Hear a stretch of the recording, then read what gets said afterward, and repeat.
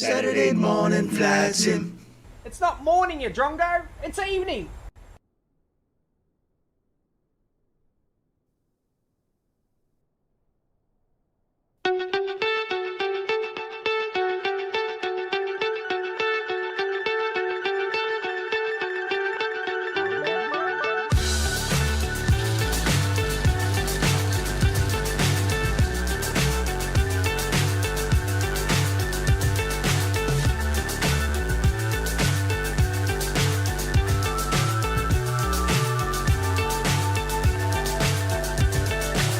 So high I'm hypnotized. What's up is down, what's left is right. Chasing stars and holding you. I can't see the end, but we'll see it through.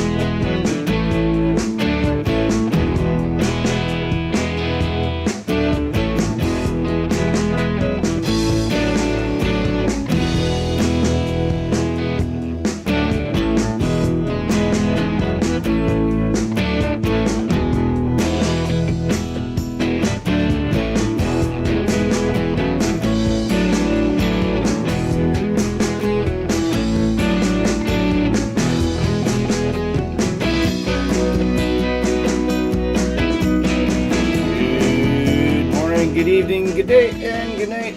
Welcome, Positive Rate. I hope you're all doing very well. I am Willie Canuck, and I'll be taking you on this flight. We're actually, what's happened to my camera? There we go. Hello, how are you? It actually says the Grand Duke in the show notes, but we're actually going to take the Duke Turbine. So this is a slightly different beast, we're going to fly from Munich, so this is what you're looking at today is Munich Airport, which is available from orbit. So amazing detail in this airport, and actually it's a really cool looking airport too. Let's see what it looks like at night. A big shout out to Zlatka, who's just subscribed as well. Thank you very much. Much appreciated. Welcome to the Positive Rate family. You can check us out in Discord as well. I'll just punch that up. And join us, become a member of the family. Great to see new followers joining us, we just have a great time here. So anyway, but you can see really nice detailing in this airport. There is some lovely, just enough interior detailing that you get a nice effect when you're looking from the outside, which is what we like to see. I don't really care about meticulous detail in airports, but it's always nice. I mean, look at that. Now that's more exterior detailing, but every story has told started with a yes. That's interesting. You would see that written in English in Germany. But we're flying the Black Duke today. I'm just gonna drop that back to real time here. Sorry, Black Square Duke Turbine. Oh, sorry, I got an itchy nose today. Don't know what it is. Usually in Scotland they say it means you're going to get into a fight. And I'll take you through the route that we're going to be flying today. So, what are we doing? Jumped all the way here. So we are... Can't speak today. We are taking the Turb 7Q departure, which is straight at runway 8 left today, which is basically straight out and then hooking down into Lacal through Turbo, and eventually just having a south direction. We'll be going over some mountains as well, so we're going to get tons of really nice scenery today. We'll definitely be getting a little bit of buffeting as we go over those mountains, and then coming over Italy, but not landing in Italy. eventually arriving at the, is it the multi, well, I think it's just a direct in actually. Can't remember what arrival. It's an RNAV arrival anyway into runway 16. So we're going to head out to Mall and then hook back up to INVAC, down through Capco, and then coming in for runway 16 into Corsica, which is also some lovely scenery from Orbix today as well. So it should be pretty good, and of course we welcome everybody who's watching us today. If you are a new follower or an old follower, welcome, welcome, welcome. Jump into the airplane here. Bring up the sun noises a bit. It's a very busy airport today in the server, I've noticed. And Nighthawk is in. He says, good morning, Nighthawk. I hope you're doing it. Are you on the tarmac, Nighthawk? I can't see. I didn't notice you earlier. Can't see any Nighthawk yet. So usually when Nighthawk makes an announcement, he's just about to appear into the sim. So we'll see what's happening. Anyway, you can see we're just sitting here. We got everything open. Our passengers have just pulled up in a private car. We're way out in the middle of the tarmac. Obviously, we don't want to occupy a gate for a larger aircraft. But I think we're just about ready to go here. So we're going to close up the window. Actually, we might leave that window open for the moment. But we can get out our handy dandy EFB here. We can set the parking brake first, actually, and make sure that is set.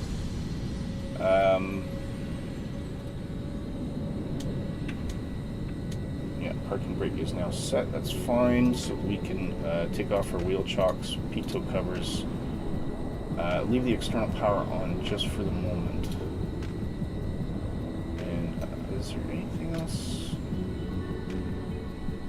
I think that's us. So we can close the nose baggage door. There we go. Porter's already loaded everything, and we can close that cabin door as well. Everything else is looking okay.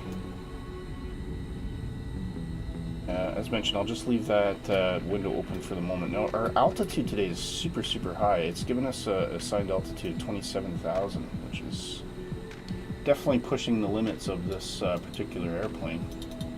And as mentioned, we are in the turbine Duke rather than the normal Duke. So this is not a turbocharged aspirated engine. Rather, this is a turbine engine, which hopefully will give us a little bit of higher travel speed. We got a block time today of about 2 hours and 15. Roughly airtime is about 1 hour 53 minutes. So we're going to jump right into the air. Flight plan is already loaded in our PMS-50 GTN 750 GPS, courtesy of PMS-50. So big thank you to them. And I haven't flown this airplane much, so it's gonna be quite interesting to see what happens when we get things going here. But we're gonna do our very best. So we can turn on the battery master. I'm gonna select both batteries in this case. Auto ignition will go to on. So we're gonna start engine 2 first, I guess, aren't we? We turn on the pumps, and we want those oil doors open. We'll see if you can actually see those oil doors from the outside here. Whoop. Can't really tell where those oil doors actually are.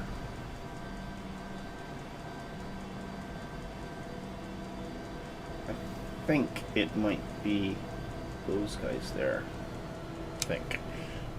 But you need those open just to keep the airplane from overheating. We'll also put on our deflector. So this is just to show you the EFB, what that means. We go to the left engine. So that drops this flap so that any debris coming in from the outside is just going to kind of punt out the back rather than going into the turbine engine. Generally you do that right through takeoff until you get up to altitude, and also making sure that you're not flowing through any icing conditions that could contaminate the turbine. As soon as you're clear of all that, you can close those doors because they do reduce performance. Okay, so we've got ignitions on, pumps are on. We can now go to starter. And we're just waiting for that to level off about 16 or so.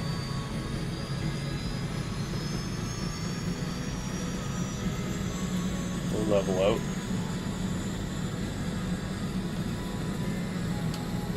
Oh, our mixture's hot. It's gonna blow the engines here.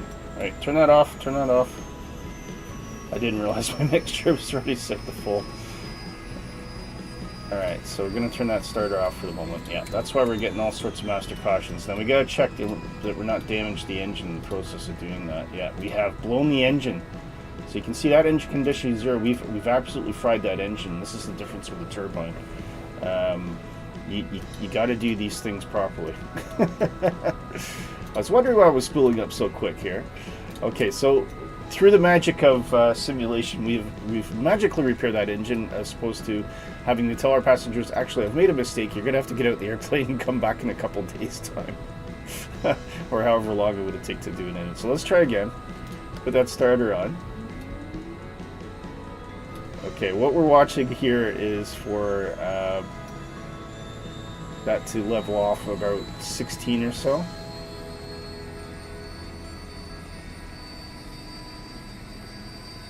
Still not leveling off. I don't know what's going on here. Okay, there we go. We're going to introduce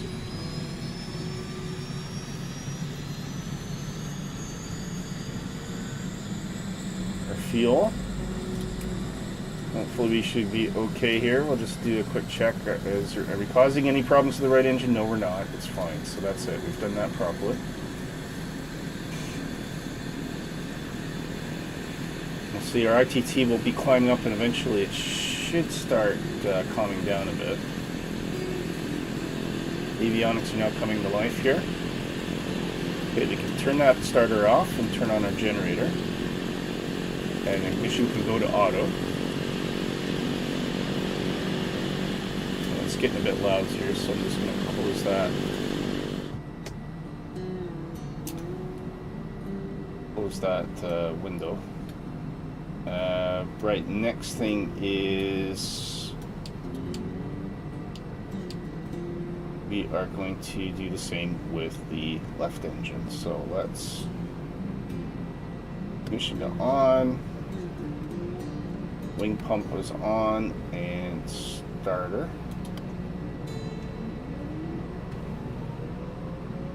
You should see airplane starting to spin now. That's good. Waiting for it to level out. Don't want to bring that fuel in too quick. There we go. Just about 18 there. That's what we want, and we can put that up as well.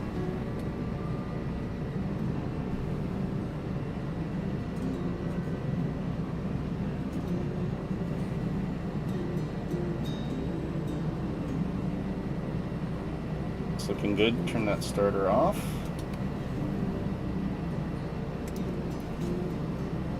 ITT is climbing now. I'm just waiting for that to settle a bit. There it goes. And we can put our generators on. And our master inverter, which will now accept power from the engines. We can now disconnect that external power, which we don't need anymore. Which is there. So that's all plugged. So we should see now that external supply is gone. Initial altitude 12,000 today. We are going to be flying over mountains, so we're going to have to get up at some point. No cautions on the annunciator at the moment, so everything's looking tickety-boo. And we just want to keep an eye on the oil temperature, which is down here. Make sure that that's going up. We've got the oil doors open, though, so we should be okay. Beacon should be on as well. That's my mistake. And we want our pitot heats on as well. Don't need to worry about any kind of other heat at the moment. Now it is extremely hot in this cabin. So I think we'll need to put that into auto cool here. We're roasting in here. I don't know what's going on.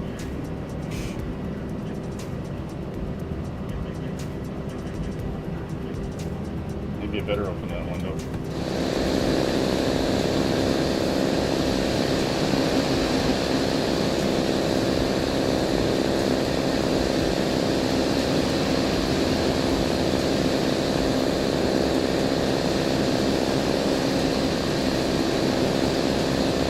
Okay, I don't know what's happening here. Just make sure everything else is okay. Yeah, engines are fine. Cabin is very hot. 49 degrees. Alright, I'm missing something here.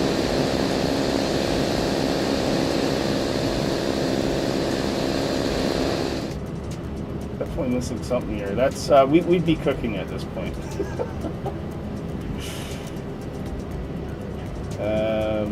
Sorry, links.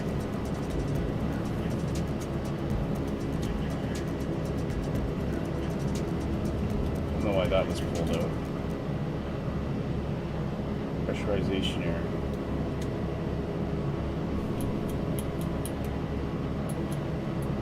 To release. I don't know if that should be on or off. I'm not quite sure. Yeah, this turbine's a different beast entirely. But we do have manual cool here. Okay, I can see that that's starting to come down. So it's possible because I had those valves were open for some reason. I don't know why. I think they should be closed. Anyway, I think we're all right now. So we're gonna put. Gonna ask for a push, and it's runway 8 left. Where are we? So if we go up to our... We are currently there, so we're just going to back out onto Whiskey 1 here, head out, pick up November, down to 8 left, at Alpha 2 there, and we'll take off from that direction.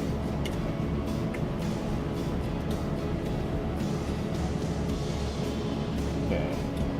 Right, the temperature is starting to come down now. So I think it's because these valves were open, so we're basically just sucking in bleed air direct off those hot engines. Which, yes, that's going to cause a problem. Definitely going to cause a problem.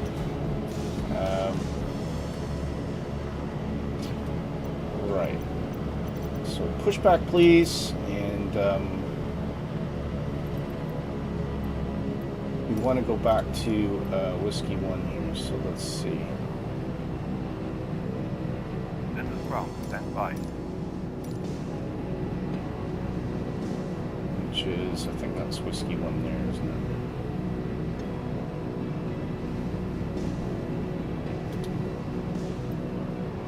it? Go.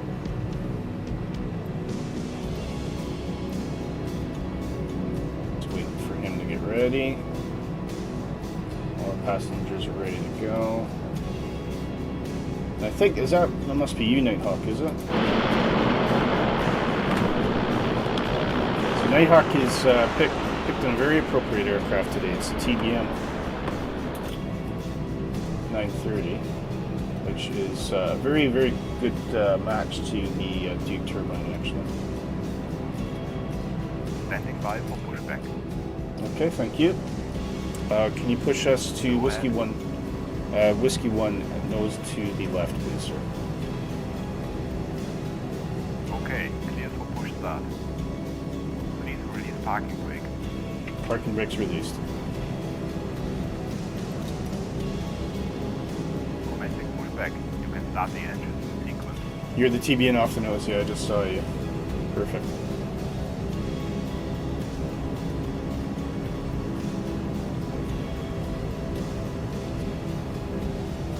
Okay. Got my coffee here today. Not a fancy mug today.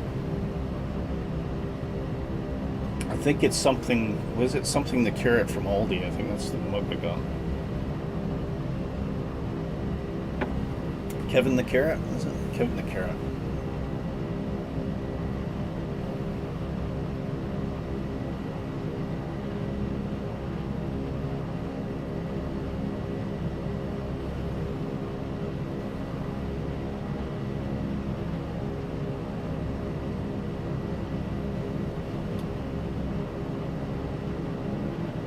hope this is a taxiway. I mean, I might have misgauged that. It's a taxiway over there. No, no, it's not. This is correct. Okay, pushback completed.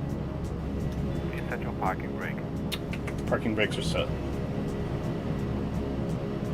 Okay, sir. Clear to disconnect. Thank you very much. Okay, so we can put our taxi lights can come on now, and we don't need anything else right at the moment. Let him get clear, and we'll begin to taxi. A lot of air traffic today.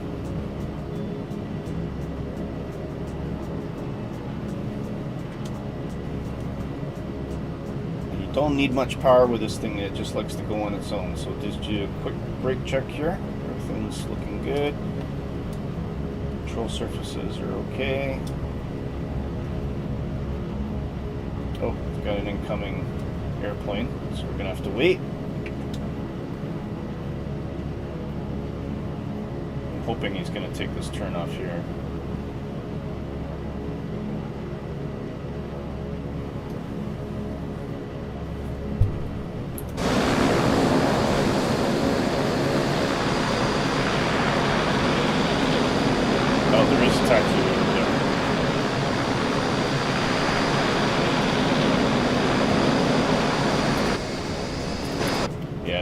I suspected he's turning off Air Berlin. That's nice.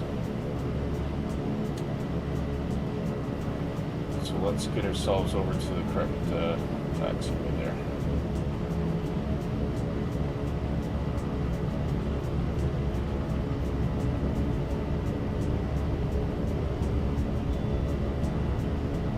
Alright, we are now on Whiskey 1, so we've pushed back to the wrong position there.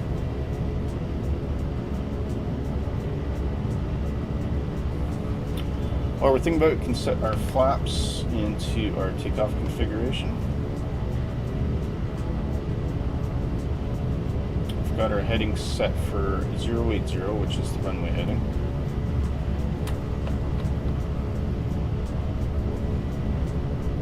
Feel a little bit of a wind pushing on the airplane as we're coasting here.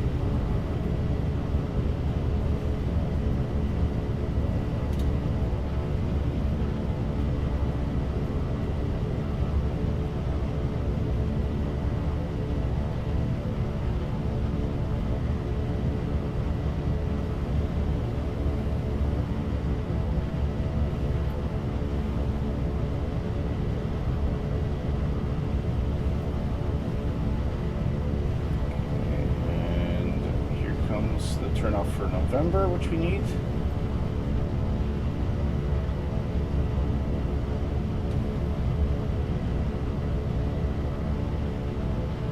It's November there, yeah. Perfect. Hopefully everyone's using the proper takeoff runways today. Not always the case, but I think SimBrief does point new simmers in the right direction typically, so. See, there's already traffic getting ready to take off there, so that's pretty cool.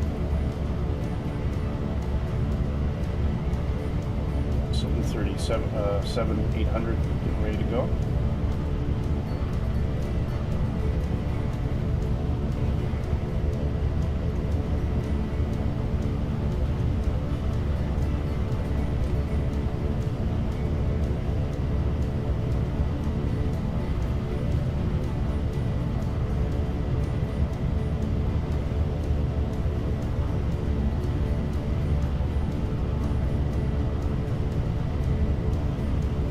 Alpha 1 is right at the edge of this kind of wide area here. That must be like an area for icing, I would think, de-icing.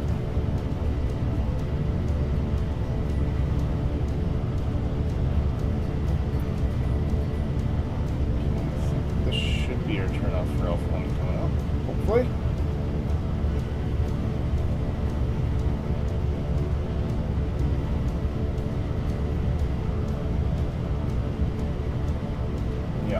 Go.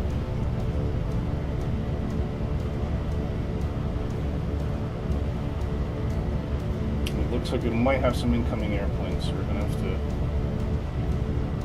have to hang on for a sec here.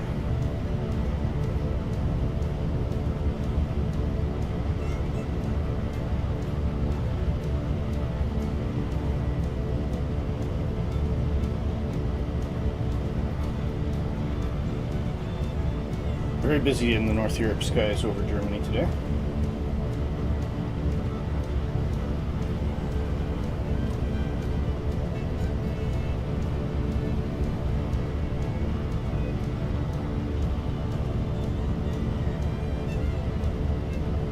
Okay, there's our hold short line.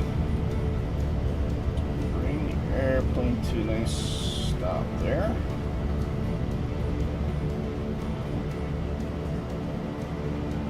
Parking brakes will go on, and we're just going to take a quick look around to see if we can see anything here. See,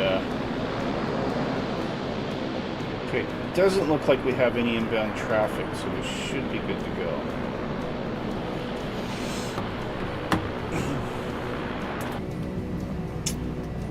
In that case, we will put our beacon to recognition lights, our strobes can come on, the landing lights can come on, and let's get ready to rock and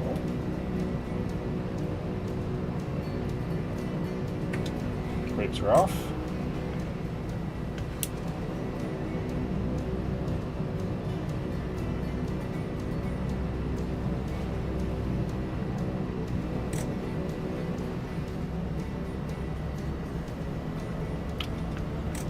Going uphill just a little bit, so just give it a little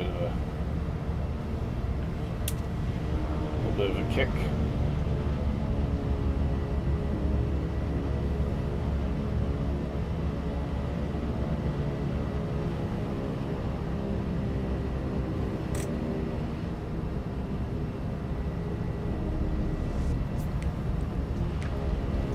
I'm entering the runway.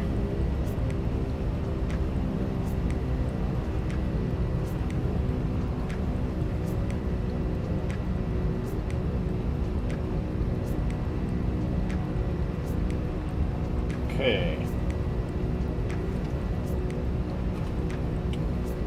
Alright. Feet on the brakes. I want to bring it up to about 1900.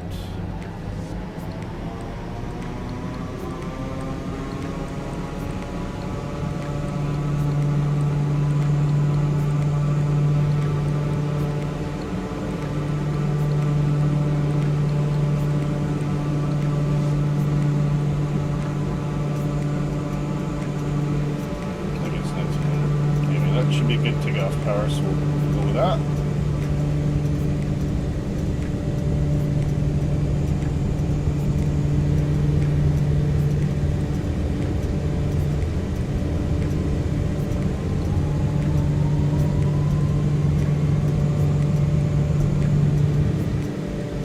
And the plane just wants to take itself off. Beautiful.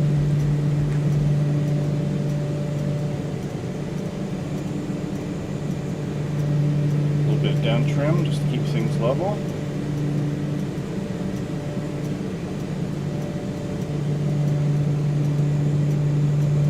Okay, we're a little bit high, so I'm going to bring that down.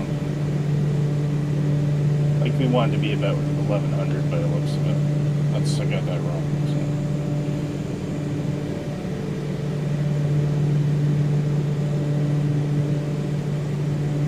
Okay, we can the autopilot there, that'll hold our altitude and our heading. Back out now, and we should be right on that nav path, so we're just going to hit nav, and yeah, that's taken over.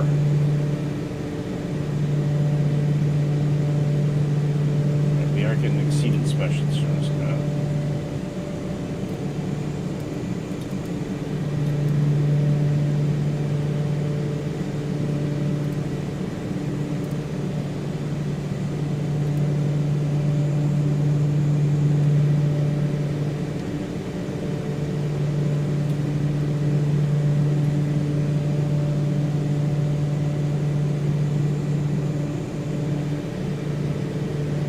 We might have caused a little bit of damage to the engines there, so let's have a look. Yeah, we have.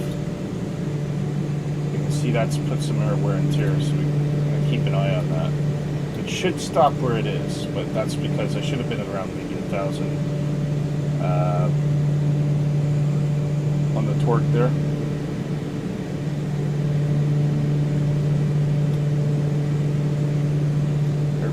following the path.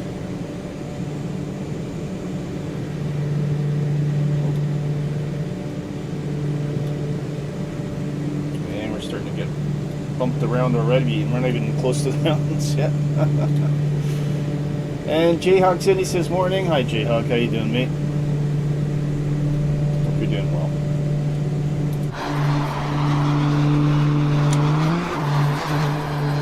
Oh, gear can come up.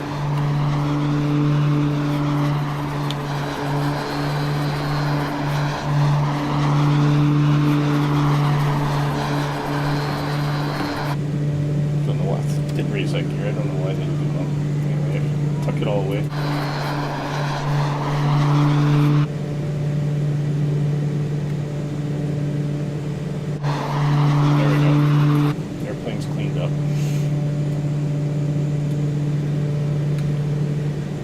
Speed starting to climb there.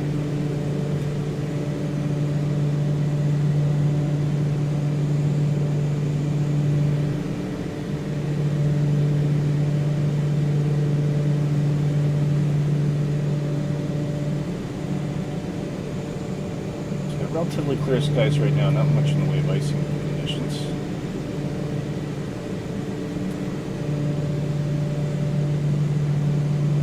Relatively happy, so I'm going to take that up to 27,000.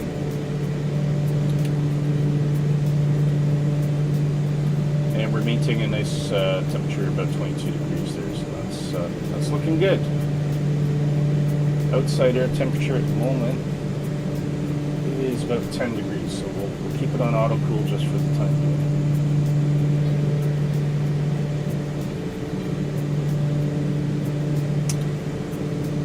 Engine condition has not moved, so I think we're okay. We're out of the woods, but we've obviously caused a little bit of problems having that torque set too high.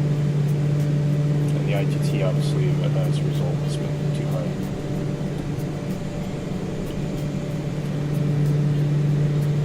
Well, temperature looks like it's all in the green, so that's fine. Landing lights can come off. And taxi light. Now that we're past 10,000 feet.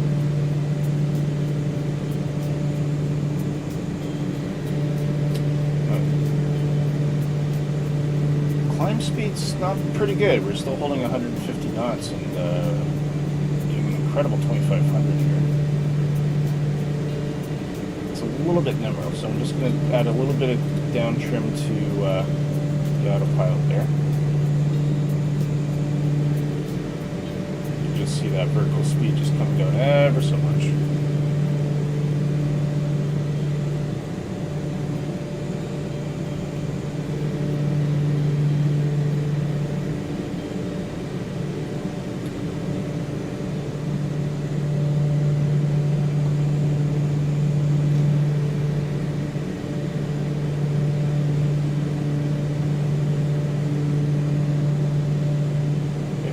That temperature starting to come down, so we're going to switch it to auto heat.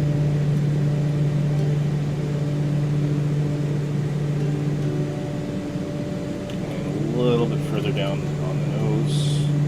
Just want to get around 1,500, doing even close to 1,000 at times might be advantageous. Doing good en route to EGCC from Edinburgh, which is EGCC. Is that Gatwick? I can't remember. Or is that Cardiff? But now flying from Edinburgh, that's just a test flight. Been messing with the sim settings. Oh, see, that's a rabbit hole. Once you start messing around with that, you never know what's going to happen. Manchester, that's what it was. Sorry, EG's, of course it is. Yeah. Well, that's a relatively quick flight then.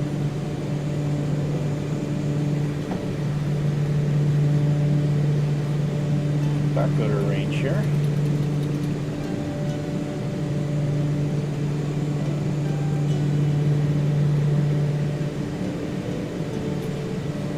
Interior temperature is looking okay at the moment. We can probably turn off our deflection.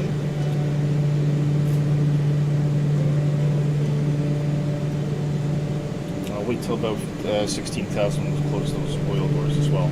which will give us a little bit more performance. Let's drive.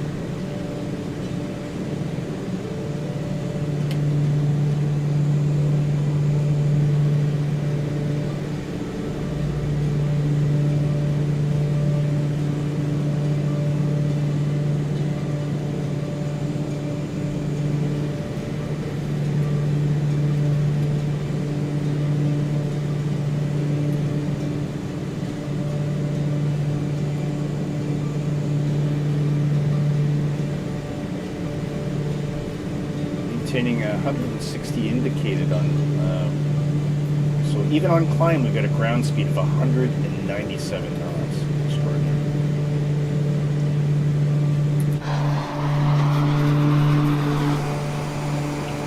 So Nighthawk behind us in the TBM, very close. Practically in formation.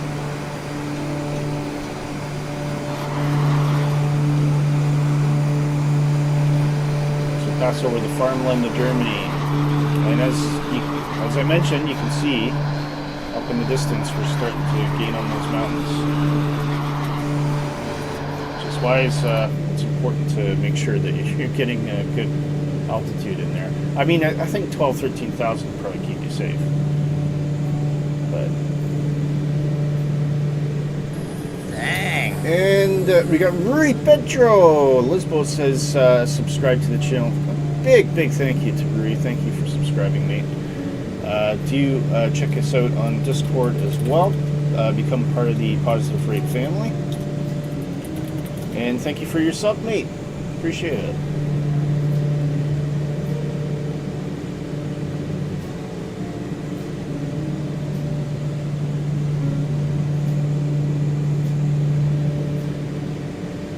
See Nighthawk still behind us there. Oh, there he is.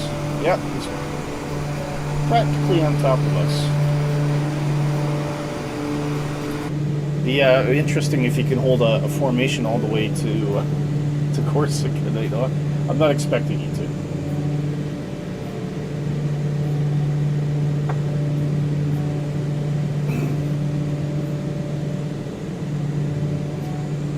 Everything's looking okay. You can see your top of descent. It's going to be just after turbo. So that is an extremely rapid climb. If you compare the turbine to the normal Duke with the turbocharged engine, I mean this thing is a rocket, an absolute rocket, and that makes a big difference in your times as well when you can get up to altitude faster. You can see just checking our interior temperature, 19 degrees, absolutely fine. Plane cabin pressure's holding well. And our differentiation pressure is looking pretty good as well, so we're quite happy there.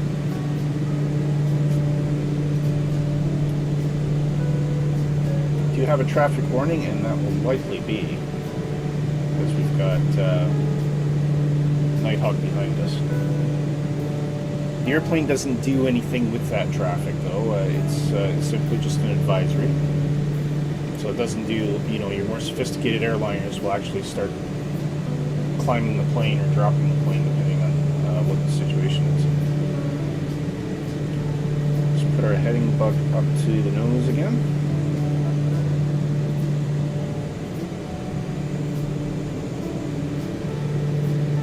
Altitude 27,000.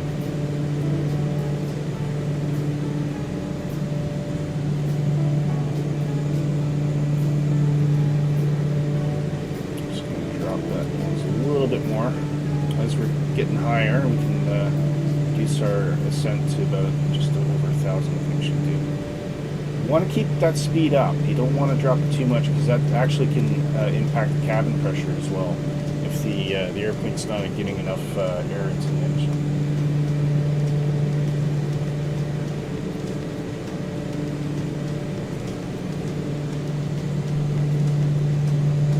And now we're starting to see some mountains in the distance. Look at that.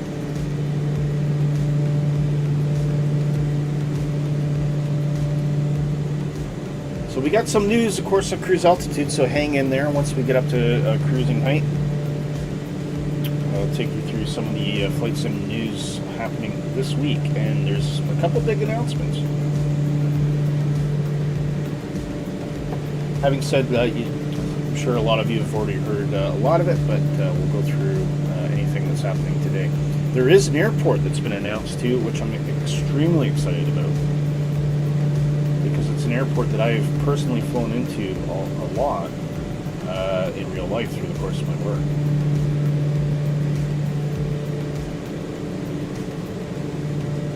And there you can see the GPS giving instruction. We're going to go to 177. Now, because it's the GPS has controlled the airplane, it will automatically turn it because we're in nav mode.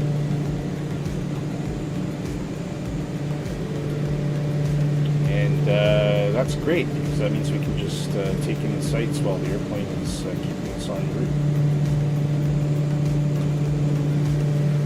So I hope you're having a fantastic Saturday. If you're watching, let us know where in the world you live. We're always interested to talk to people from all over the globe.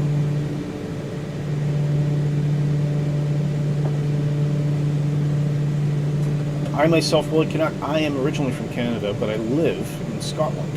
So I have a predominantly Canadian accent that sometimes has a little bit of a Scottish twang to it, just in case you're wondering.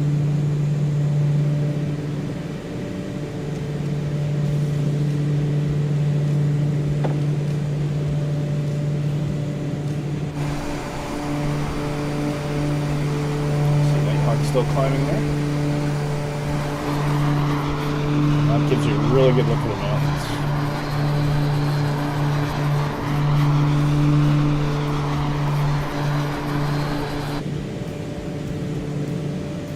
The cabin temperature is starting to drop a bit, so we need to keep an eye on that. Might have to give a blast of bleed air. That was these two valves here, just if we get too cold.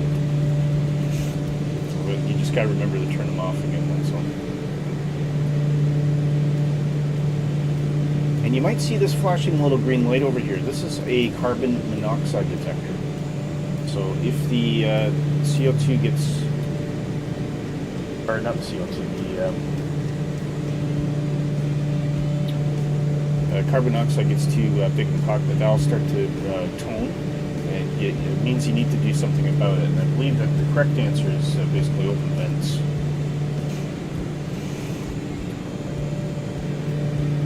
Okay, we can close those oil doors as well.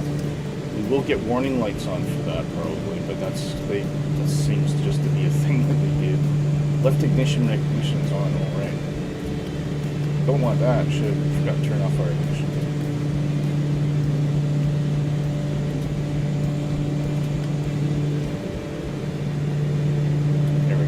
That clears that out.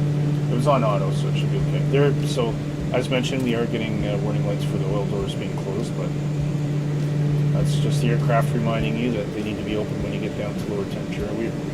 As long as we don't exceed our, it's hard to see because of the valves here, but as long as our oil temperatures are still in the green, we're good to go. Approaching 26,000 feet. Record time.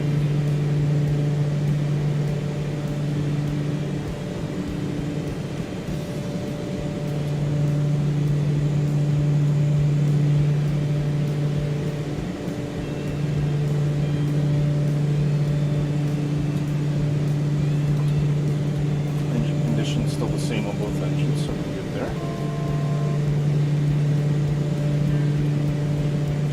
Altitude horn has alerted.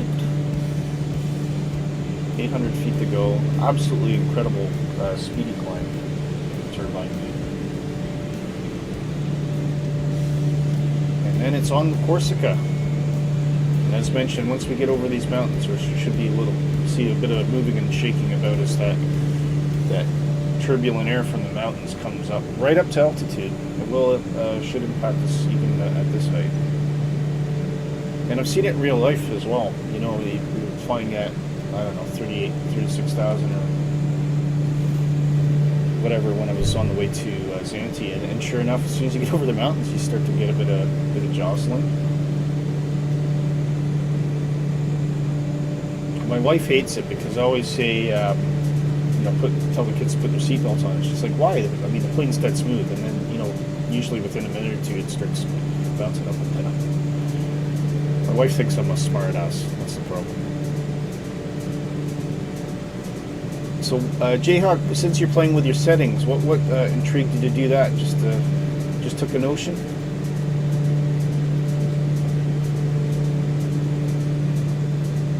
Just put that heading back. Okay, we are at cruising altitude now. We want to. Whoop.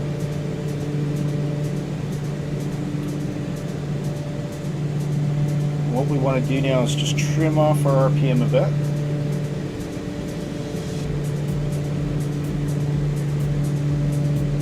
Keep in green.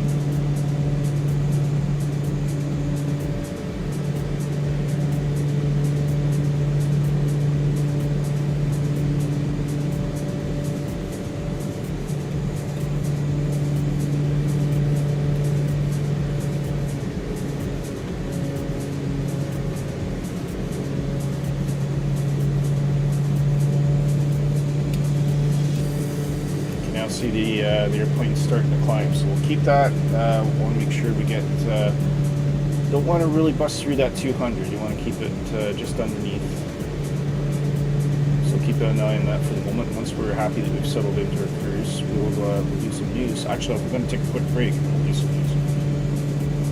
Jayhawk says, "Oh, the NVIDIA setting filters. Okay, download the new app and then a few tweaks in the sim." Yeah, fair enough. I actually haven't messed around with that yet. I do have the new app, but I didn't actually. It never occurred to me actually that it would get rid of your old filters. I suppose it might be.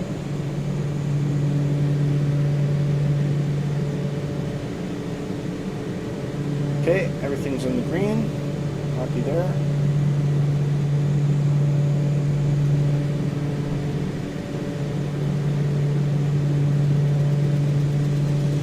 And our ground speed right now is 262 knots.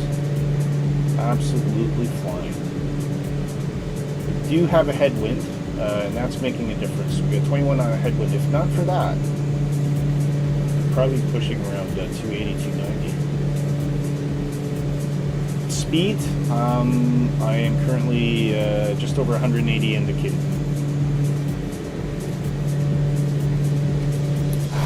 Oh, there he is. Oh, good string shot of that, huh?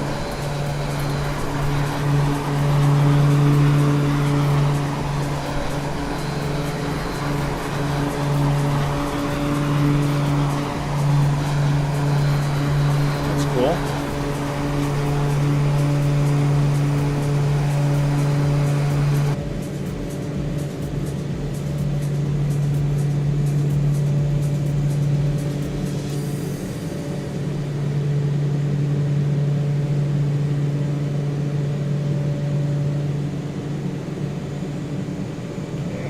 Again.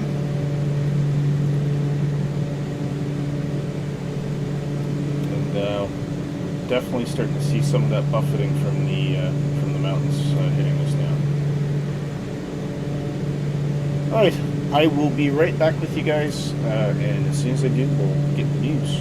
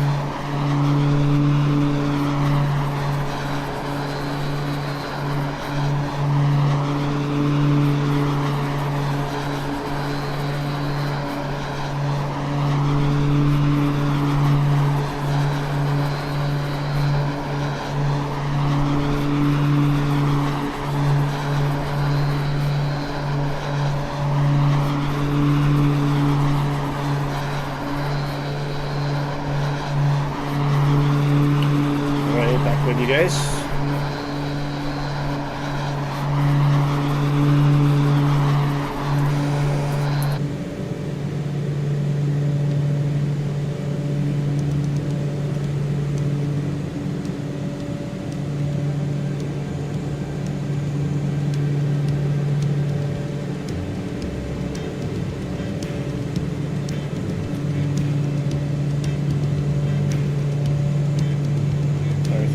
Good. I think I lost Nighthawk. Oh, there he is.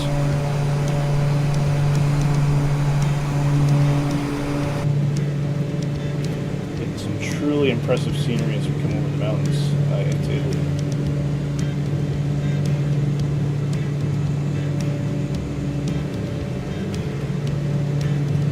And those headwinds are just not helping, are they? 24 knots of headwinds right now. I suspect we got this altitude because it's even more slowed down. Our indicator airspeed's holding well though. We're just about 186 knots, so that's right. And that is giving us a ground speed of 267. So we're flying pretty good. However, shall we go and do the news now? It's time for the news.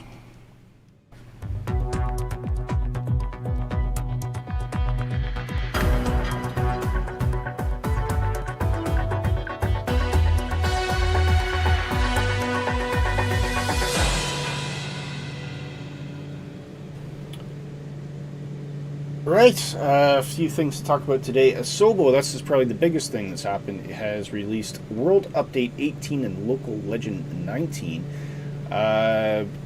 You'll probably have already downloaded it by now. If you haven't, go and get it. It is a huge update for Austria, Germany, and Switzerland. And the Local Legend to be released is the Focke-Wulf 200 Condor. So that is absolutely cool. In terms of the world update, there's 10 detailed upgrades to cities. That's Linz, Salzburg, Vienna, Berlin, Frankfurt, Hanau, Karau, I think if I'm saying that right, and Potsdam, and also Bern and Zurich. And you can see lots of really cool additions, and this is just so neat. It's like this old stone bridge. I've never even heard of that.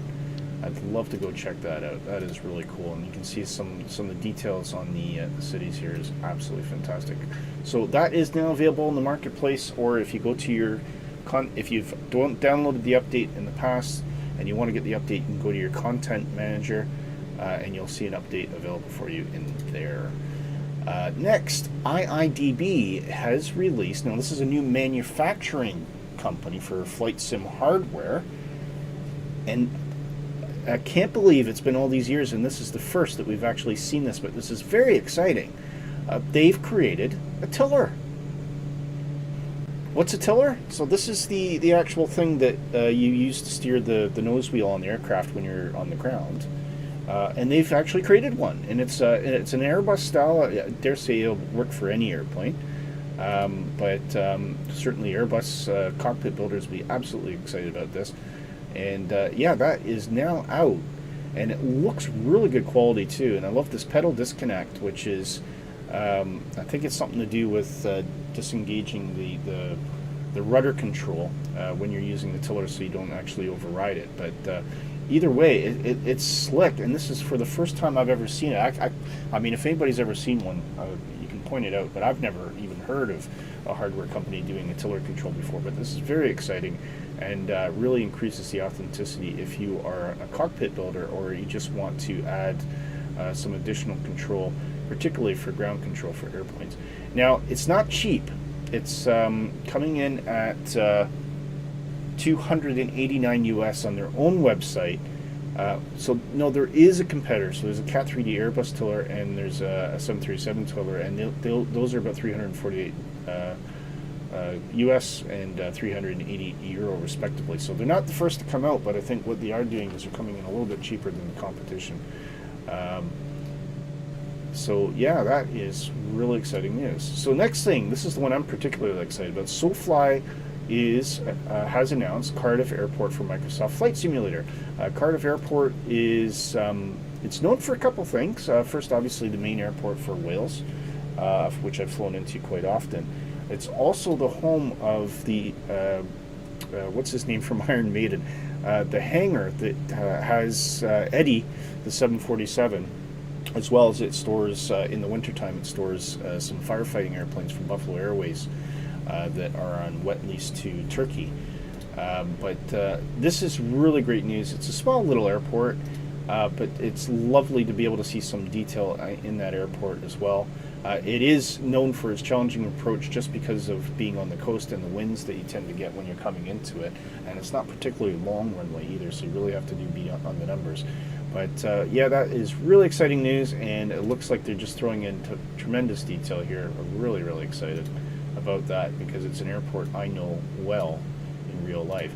SimPixel has released a Bari airport for Microsoft Flight Simulator. Now, Bari is in southern Italy. It's called the Gateway to Southern Italy. Not a place I've been to personally. It was a military airfield originally in the 1930s, but I mean, look at the interior detailing on that. If that is legit, is that an actual picture? No, that's a picture of the actual airport. I don't know why they snuck that in there then. So Air Italia is probably their biggest customer there. Here, I think this is what we're going to see. But this is looking incredible, absolutely incredible. Really, really good. And yeah, I mean, look at that. It's not quite photorealistic, but it's not far away. It's not far away. So if you like flying around Italy, that's one to check out, and that is SimPixel who has brought that in. Winwing has introduced the Expedite button kit for their autopilot control system. So this, I guess, in the previous thing, the Expedite button was actually missing. You can now actually add an Expedite button to it. So in Expedite, if you have an altitude and you want to tell the airplane, go and do something quickly, that's basically what this is for. It's cheap too. It's just like $1 US, and I guess it's just basically enables that button and it gives you the label or something like that. I don't know if it's electronic. It must be a sticker of some description, I would think. But if you go to the Winwing website, you'll find it, and you can figure out your shipping costs and everything like that. So, and finally, iFly. They're continuing to talk about their 737 MAX 8, which they're bringing out for Microsoft Flight Simulator. They've just done another preview, and this is now. That is not what that picture is meant to be. I think someone's made a bit of a mistake there. But they're introducing cabin lighting. So many new modern airliners now have LED multicolor cabinet lighting, or mood lighting as they sometimes call it, and it enables them to, we do have a bit of a video here as well, so we can see if we can, and you can actually go into the back. I mean, it's really cool. You actually have the control panel. You can go in and make changes to the lighting, and it will actually impact the cabin. Hopefully we're going to see them do something more interesting here.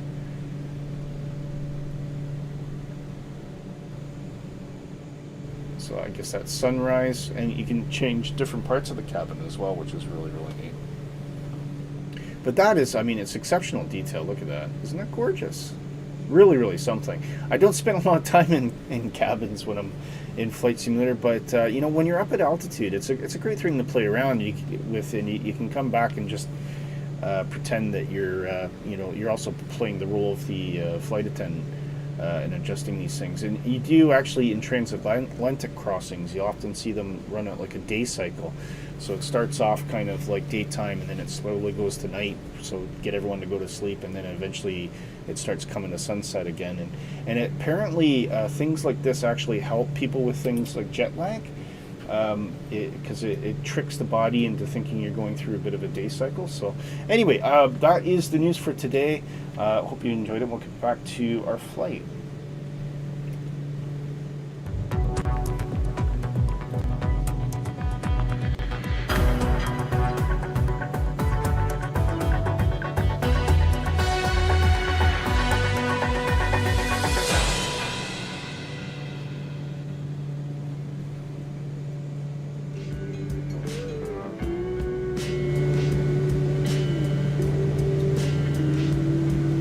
Okay, where are we? Look at those mountains. Oh my god, what a simulator. Oop. Absolutely amazing.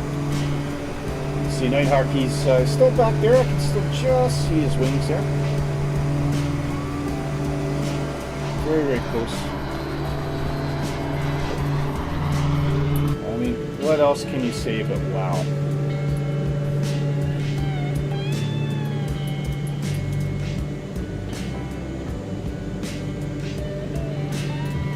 We do have cabin views here. Here, look at that.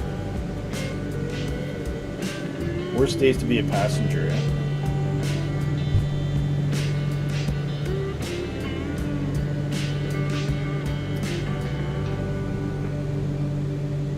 Absolutely stunning. Sorry, while I'm thinking about that, I should just do a quick check. So our airspeed is good. We're now cooking about 190. Headwinds have increased, so we're still maintaining 264, but yeah, almost a 30 knot headwind, which is making life a little bit difficult for us, but we're still moving pretty quick. Quick check on our fuel. We still got 89 gallons aside, and we're balanced, which is the key thing. So we don't have to do anything to do the cross feed says, yeah.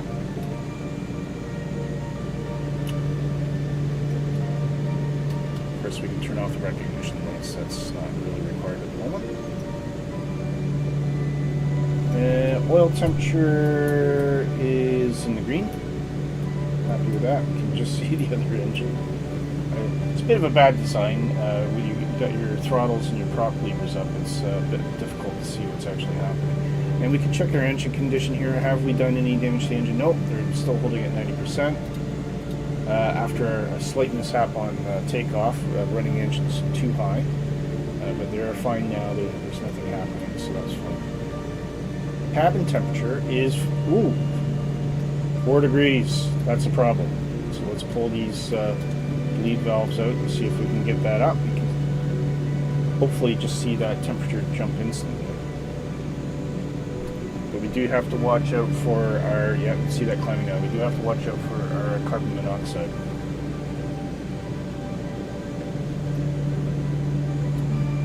Pressurization is holding though.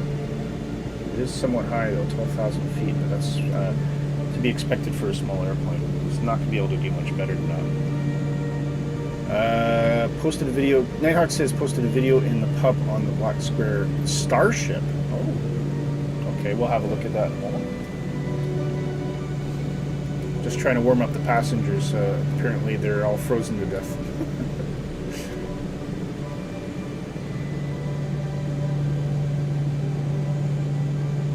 While we're waiting for that cabin to warm up, we'll just have a look outside.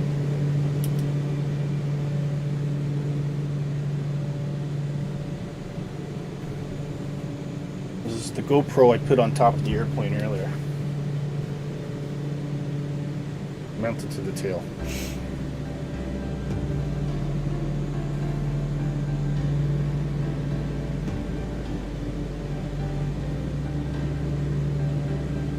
Look at that scenery.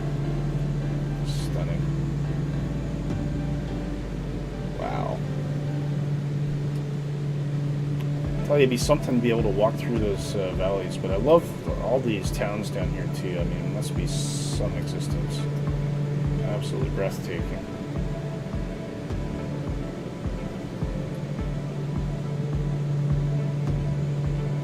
Really something. Right, while we're doing that, let's go take a look at the video that Nighthawk has provided for us.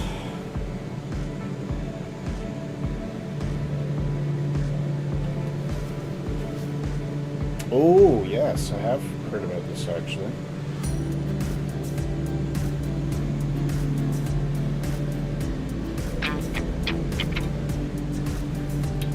So, shall we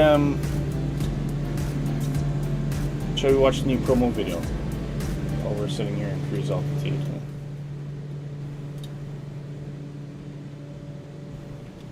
This is for Black Square, which we're flying the Black Square new turbine right now. This is the one they're about to bring out.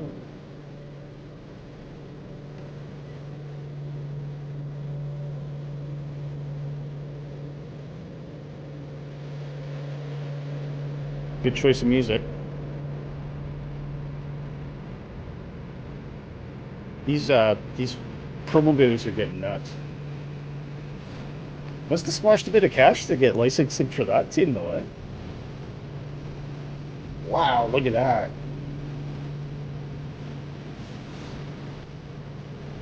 And I mean, you can't spend better money than on Blacksphere. It's been, everything they do is phenomenal.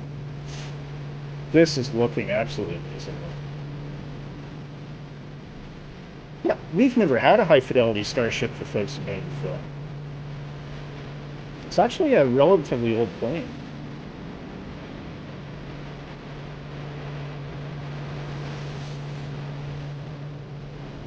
Wow, look at that. So a huge plus for Blacksphere, man. They're putting out some amazing stuff.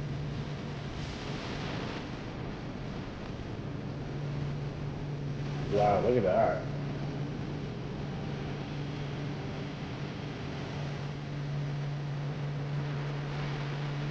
Looking good. So just run it for the full 2 minutes. With some interior cabin design. Look at that. Oh. Now there's a cockpit I could get used to. All electronic display. So I wonder if this has an FMC to it. You can see it. And of course there's that classic amazing EFB that they bring out for all their airplanes now.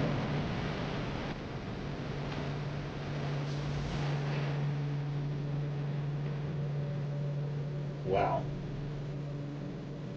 Thank you for that, Nighthawk. Absolutely clarified.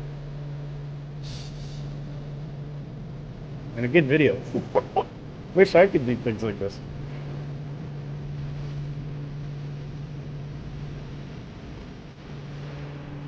Wow, that is height. That is height, I'll tell you. That's looking really cool. Yeah, that is definitely something to get excited about.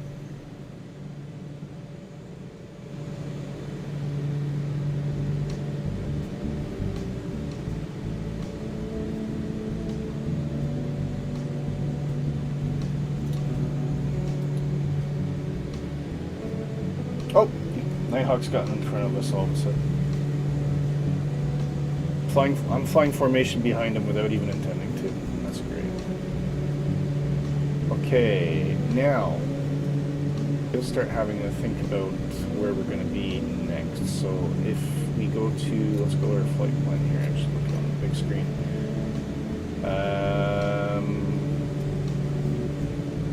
Currently here at 19. What does that say? 19,000. Or we're supposed to be dropping to 19,000. Okay. I did not know. Hopefully we'll get more favorable winds down here.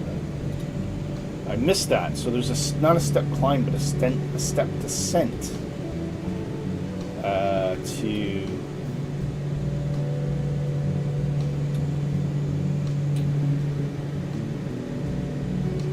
19,000 feet. So we're gonna stick on our attitude control and start dropping it.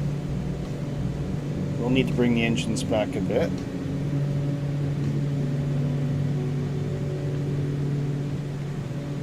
Maintain our proper speed here. We don't want to go over 200. That's giving us a descent at just over 1,000 feet per minute, so that should be plenty. And we just want to tease those engines just to maintain just over between 180 and 190. It's perfect.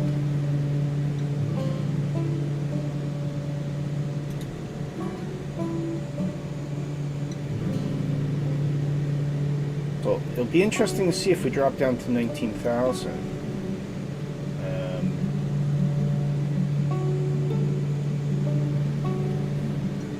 think our altitude's set too low here.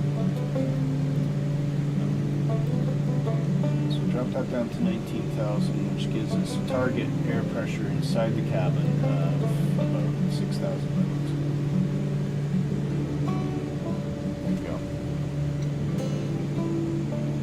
Start to see that drop a little bit.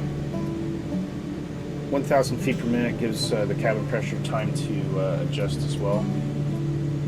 Okay, we are 19 degrees in the cockpit, so I'm going to close those bleed valves so we don't bring in too much carbon monoxide.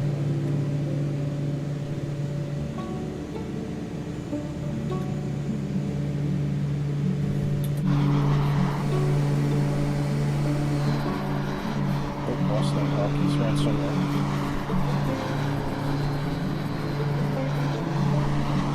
Oh, he's probably above me, something's dropping. Yeah.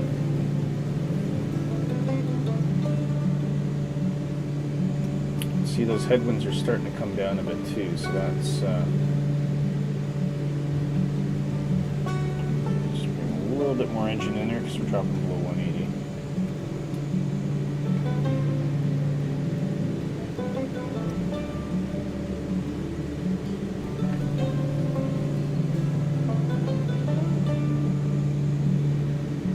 And what happened to the mountains? They're all behind us. So we did the news and that was it. We're now crossed into Italy. And everything has gone considerably flat.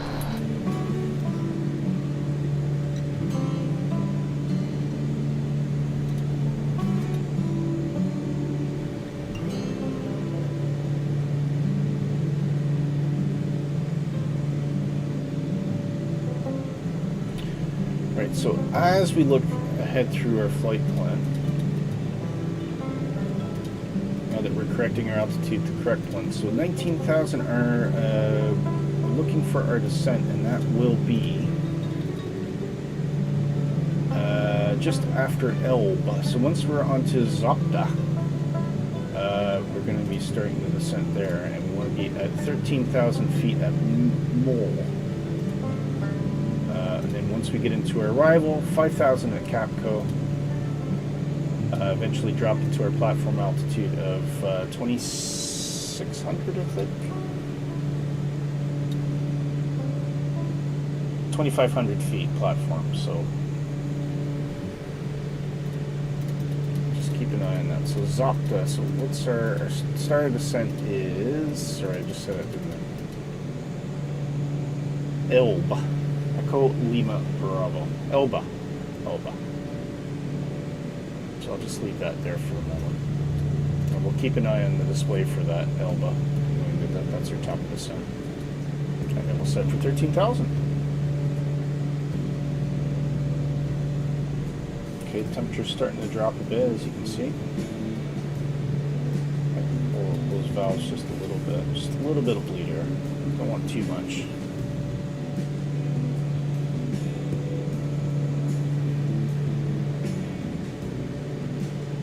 There's the, is that the Ionian Sea, I think? I can't remember.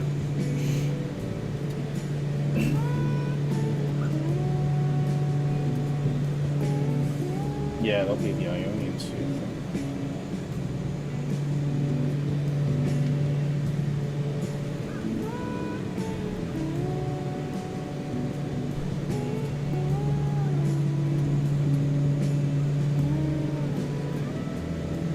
Passing 21,000.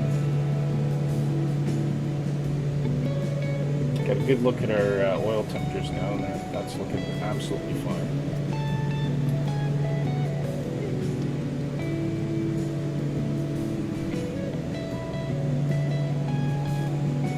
So far, it's been a pretty uneventful flight. Just in a good way. In a good way.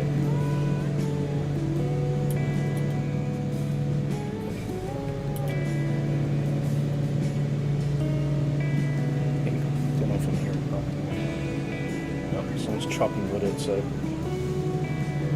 That's the perils of living in the country. Constantly got people chainsawing something or something like that.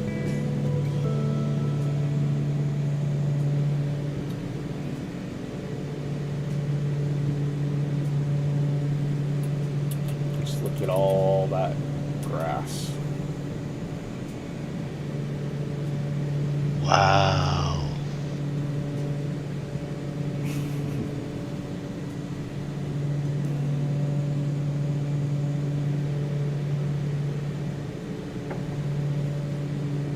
Right, just going to duck away for a sec, guys. I'll be right back with you. Hang on.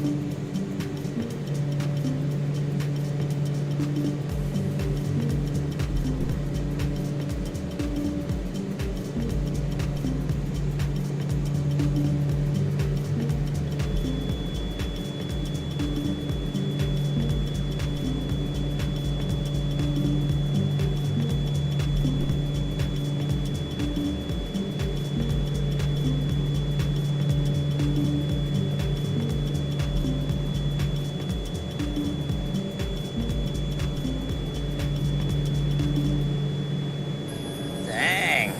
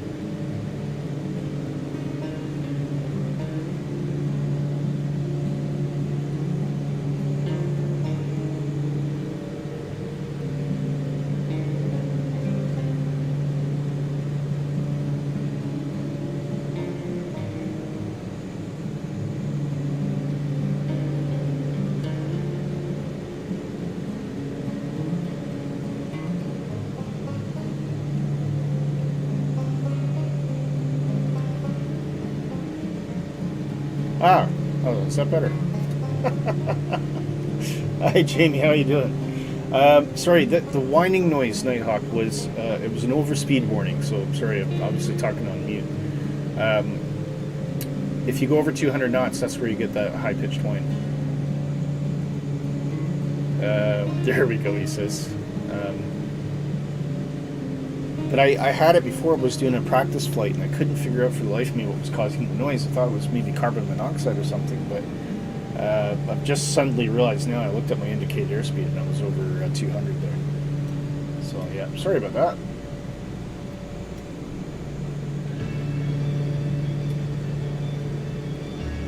Mystery solved. Don't overspeed. Okay, let's see if we can see Elba. There's Elba there. So that's our beginning descent there. After we get over Italy out to the sea there.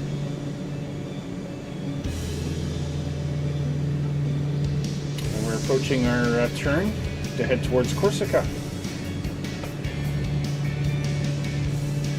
Jamie says, currently doing Edinburgh to Santorini. Everybody's doing Edinburgh today. Oh, you bought for V2. Cool. Yeah, I've yet to get that.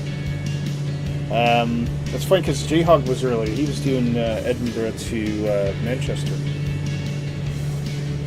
So yeah, a lot of people are taking advantage of the new Edinburgh scenery, which is cool.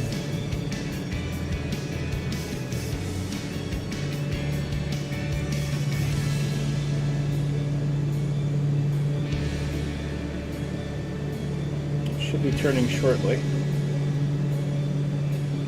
You usually get one of those clever messages here, don't you, when it's about to turn. Jamie says, have I heard anything about Beyond ATC traffic injection? Yeah, we had, I think I did some news on it last week. So they, apparently they enhanced it or added it, I wasn't sure. But yeah, it looks pretty good.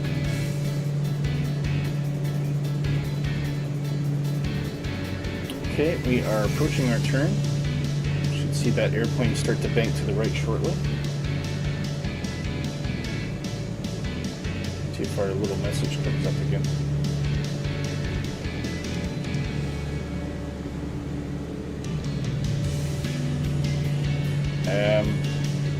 I haven't, personally I haven't had a chance to really play around with Beyond ATC or any of these kind of AI ATC things.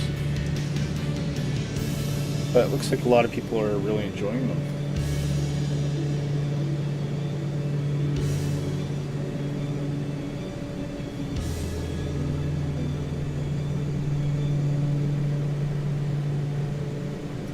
Holding steady at 19,000.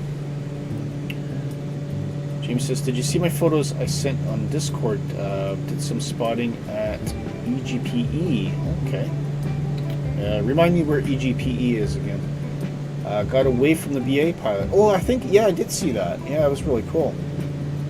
You really see how much quicker the gets airborne compared to the CEO. Yeah, it absolutely does. Yeah, it really does. It's just got a lot more power. It's the higher bypass as well. I think that really helps it. Inverness. Thank you. It's not a big runway Inverness too, and it's amazing that you get planes that big up there. There's Nighthawk right in front of me.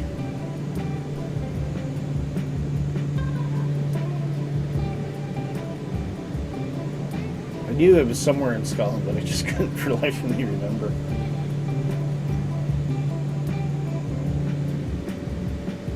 That's the problem with like British ICAO codes don't really make much sense in terms of the airports they're referring to. It's very similar, somewhat similar to Canada, although I mean CYYZ, nobody's going to think that that's Toronto. But if you get Hamilton and CYHM, and then Calgary CYCG, so it's, well, no, that's coastguard. So some of the cities do kind of indicate, but some of them are a bit random. But Britain's all completely random. Nighthawk says, I flew into Inverness with Tito Murphy. Cool, very cool. What's the big hotness with Inverness? Is there new scenery there?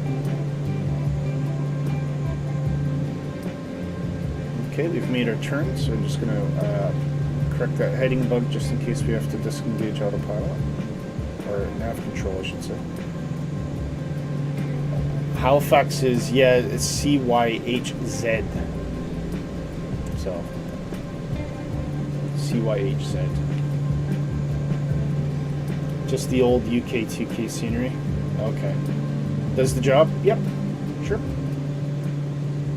I mean, it's nice to get updated scenery, but I sometimes think some of the newer sceneries that come out aren't necessarily better.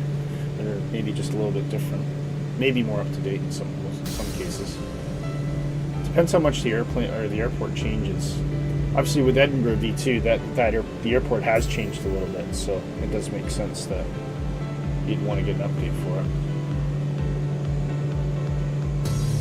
But I mean, if you like airports like Heathrow, like I don't think Heathrow's really changed at all in a long time. Same with Gatwick.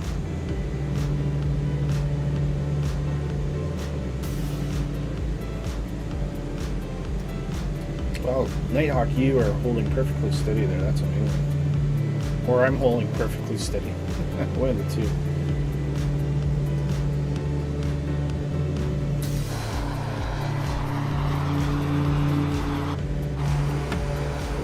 We'll have a look at him.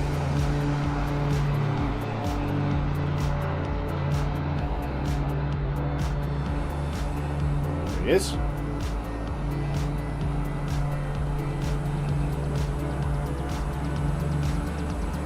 Ooh, see-through airplane. Don't think that's deliberate. I love the TBM though. It looks like it's a mean-looking thing, isn't it? Pretty cool. Love all the red roofs in Italy. Yeah, pretty common to a lot of the Mediterranean countries as well. Jimmy says Mako are doing EGCC Manchester V2, but in real life it's constantly changing. Yeah, true. Manchester does change a lot. You're right.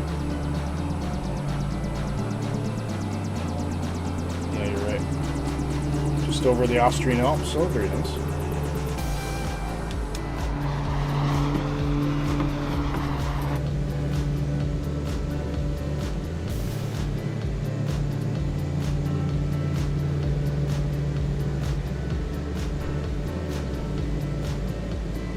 The door's not quite closed properly.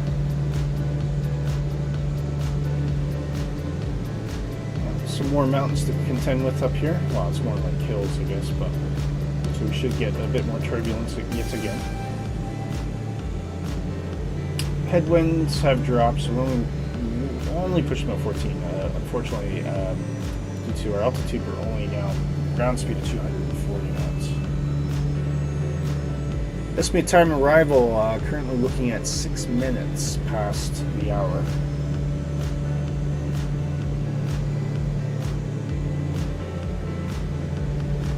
Cabin temperature is holding perfectly, so that's good. Yeah, the airplane's much happier when you're below 24,000 for cabin pressure. It's only when you get up high that you really need to start messing with it a bit.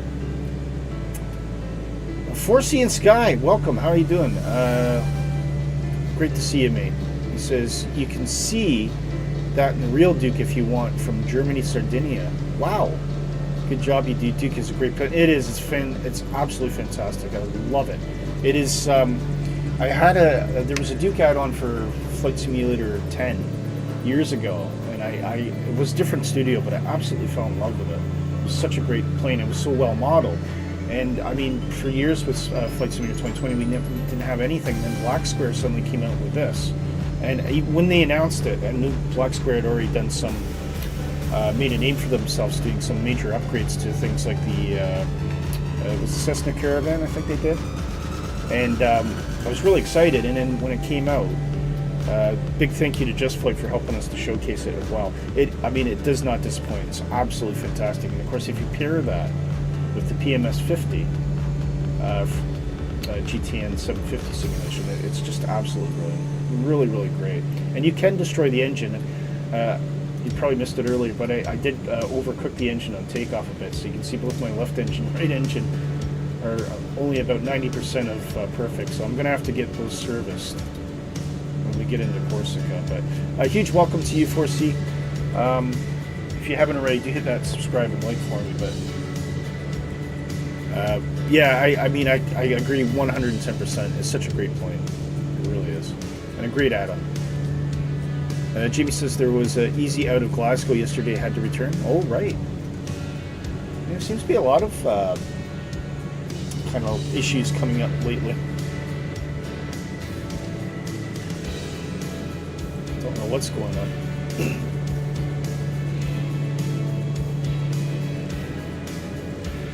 Anyway, so we are looking for, I think it was Elba, wasn't it? Mind you, we won't want... Getting stuck in my words today. It won't be until we're over the sea, but that is right there, Elba. So once we make our right turn towards Corsica, we'll start our descent initially down to 13,000 feet. And if you just joined us, you want to know how I know that. So I'll just go, here's Elba here. Zopta is looking for 1360, but we've got a hard constraint of below 13,000 at Mole. Actually, we have to be at 13,600 Zopta by that. So, yeah, once we pass Alba, we're going to make our way down to 13,600, and then below 13,000, and we can continue to drop. Ooh, going the wrong way. Continue to drop as we get towards Capco. We want to be about 5,000 feet, and we'll be well into the approach of that. And that is the Mole 1V arrival into Corsica. Now, the airplane doesn't descend itself, so you have to control that. The airplane will control your lateral navigation, but not your vertical. Jamie says a new plane doing the same route on Flight Radar 24 now probably got all the passengers from yesterday. Yeah. Oh yeah, airplanes are an expensive thing, especially when they break.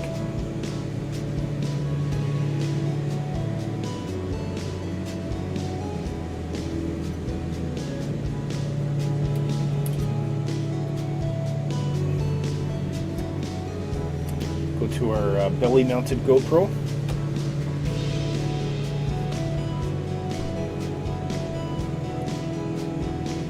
Jamie says I was doing some ATR stuff during the summer holidays, mostly Logan Air and a bit of Binter. Oh, okay.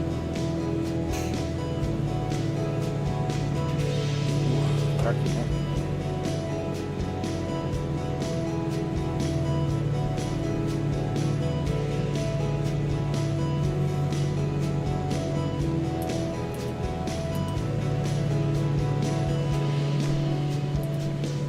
That's what I want.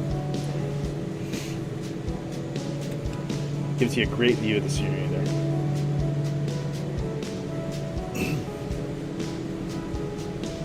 Guys, I'm just going to pop away for a quick sec. I'll be right back.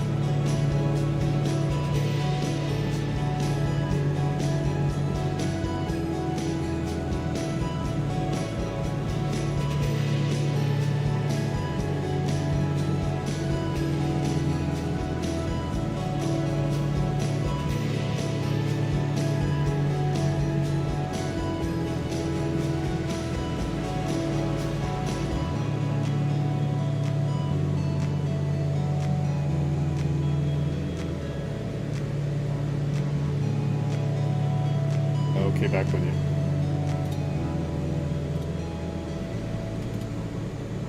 Ugh.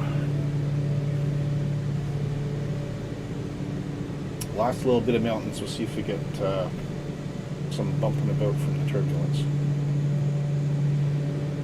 There's a great video, I can't remember if it was Mentor Pilot or one of the guys. Mentor Pilot, by the way, I know he never watches me, but should he ever watch me, absolutely fantastic guy, really knowledgeable. His videos are just getting better and better, and they're so informative. And if you're into aviation and you haven't heard of Mentor Pilot, go look him up. He's absolutely amazing guide to watch. Really talks you through all the different kind of things that's come up in his aviation career and things he just follows in the news. Anyway, where was I going with that? Anyway, there's one episode, I think it was meant to private, I was talking about the different types of turbulence, which is really interesting because all turbulence is different. Coming up to a turn here, you can see, get a warning. So the airplane should bank to the left. There we go. Now,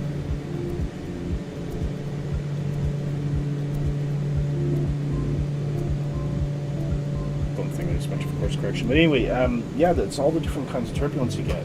And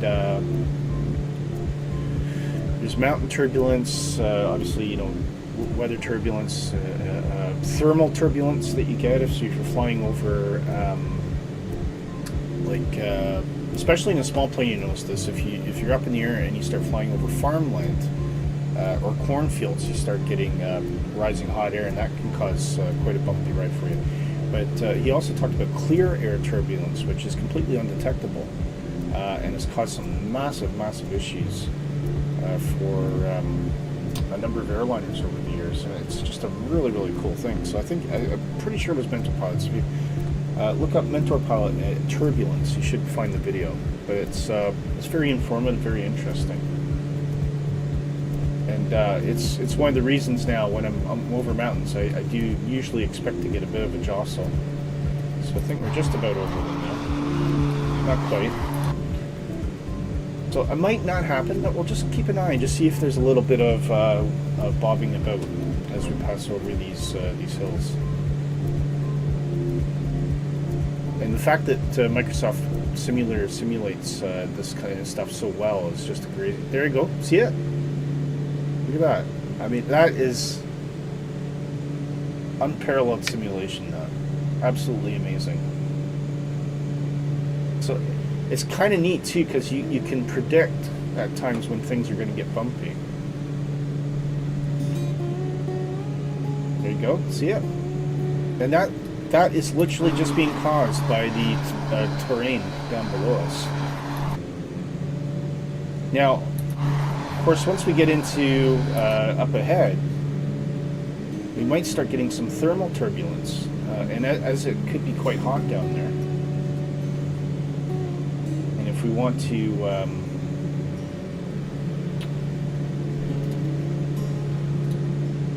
don't know if we can get any, no, we won't get any METAR data there, but if we go to our destination Corsica, waypoint info, we got METAR. This is why this PMS 50 add-on is just so freaking good. Hit our weather, there we go. Temperature is currently 30 degrees, so I imagine it's somewhere around the same as we get into over Luro there. We might actually be able to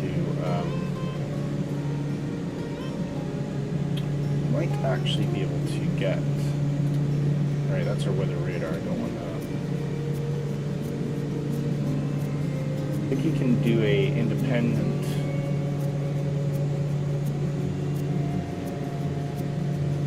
There we go.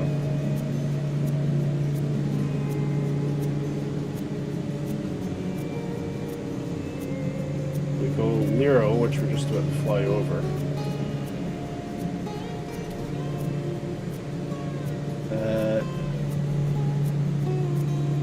Don't know if oh yeah, there we go, Liro. So we go to weather data. Okay, no METAR there. Let's try LIRP. It's just such a fantastic add-on. It's really worth it. Weather data, there we go.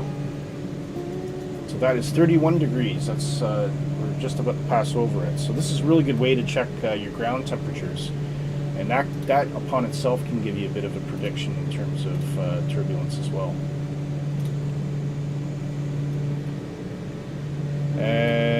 Nighthawk says, did you load your flight plan via SimBrief or World Map? SimBrief. Yeah. SimBrief. Yeah, it's really good. It works perfectly now, too. I mean, you can do it other ways. I also have the SimBrief downloader, which is another way you can do it. So, and that'll drop your flight plan into the correct folder for you, and you can just load it, import it that way. Or you can do it manually as well, but I mean that can be quite time consuming. So just on the basis that you can pull the plan from the web, it might not be completely accurate. I don't know what you can or cannot do with these things these days. If you can do like a preempted flight plan and then bring it in, but it's a handy thing to do. Because personally, I mean, you can punch it in, but I don't take any joy from doing that. I mean, I can do it, but I don't necessarily feel that I need to. So I just like to get that plan in up and loaded. Okay, remember what I was saying, Elba. So there it is, Echo Lima Bravo. Once we hit that, we want to start dropping to 13,000. And now that we know what the overspeed warning sounds like, which is really annoying. I mean, Nighthawk, was it coming through for you? It was like really high pitched whine. It's like goes through your skull.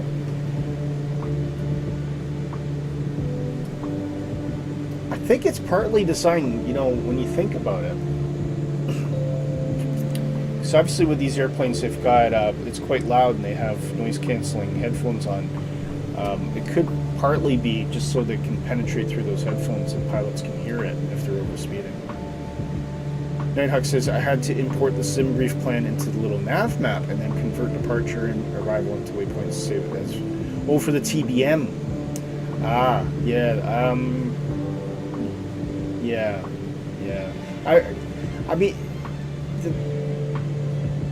the other way, I don't know if it... You know, if you have SimBrief downloader though, that can deposit a Microsoft 2020 flight plan into the into your flight plan folder, and then I don't know, is there a way you can load it that way? Oh, you had to save it as VFR as well. I should be able to do instrument. I'm pretty sure I did instrument flight plans for TDM. I can't remember how I did it. It's been a while since I've flown it.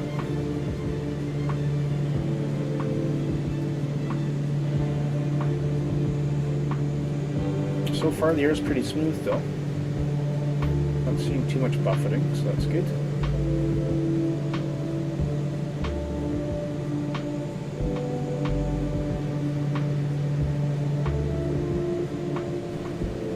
Let me know if you're enjoying the music as well.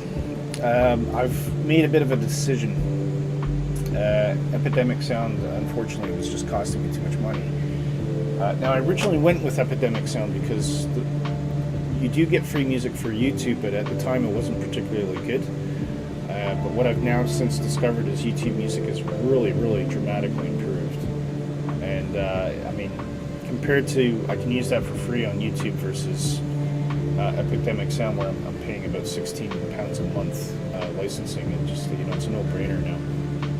So that's why you're going to see some changes in the audio. The only thing I haven't changed yet is the end credits, but I will be updating the music for that fairly soon, because my subscription runs out at the end of the month.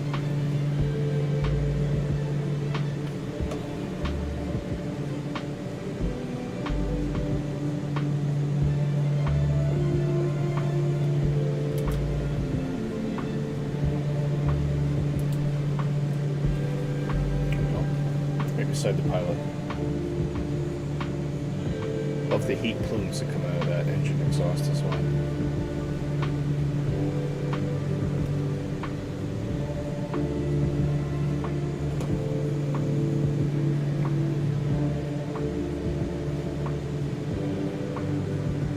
Yeah, but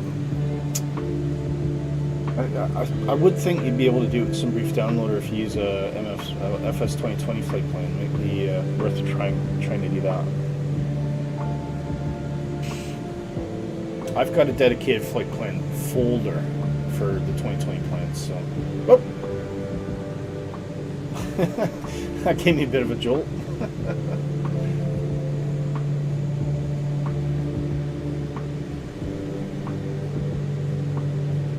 The only thing that is not modeled at the moment in Flight Simulator is downwash from other airplanes.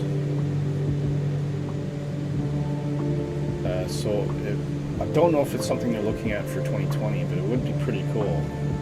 if you know, if you're taking off from a busy airport and like somebody in a 747 goes off ahead of you, and you try to take off too quickly, you actually start getting wind shear. Be pretty neat. Nighthawk says there's no way to load SimBrief into TBM in most aircraft, right? Yeah, but you can load a Microsoft 2020 flight plan though, right?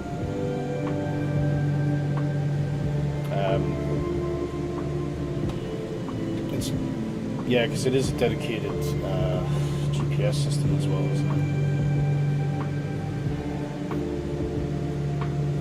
I mean, the other way you could do it is if you use downloader, SimBrief downloader to drop your 2020 flight plan into your flight plan folder, and then just load it from the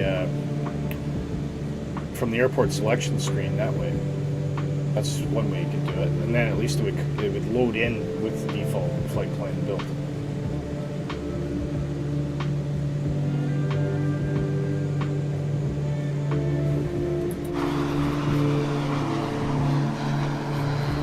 That's some tight formation flying here.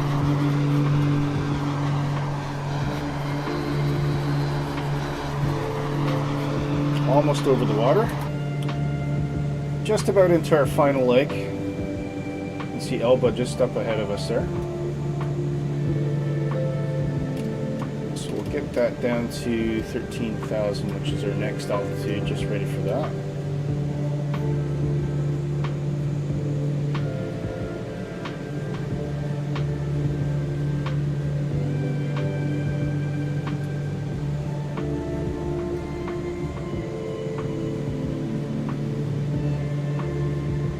Cabin temperature is nice and steady. That's good. Nobody's freezing.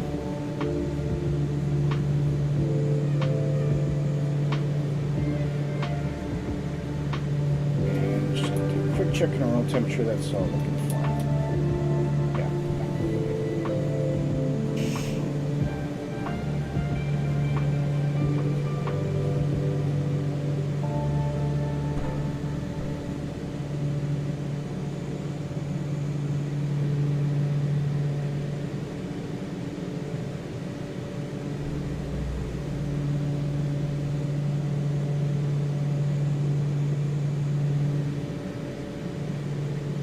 Nice and steady there.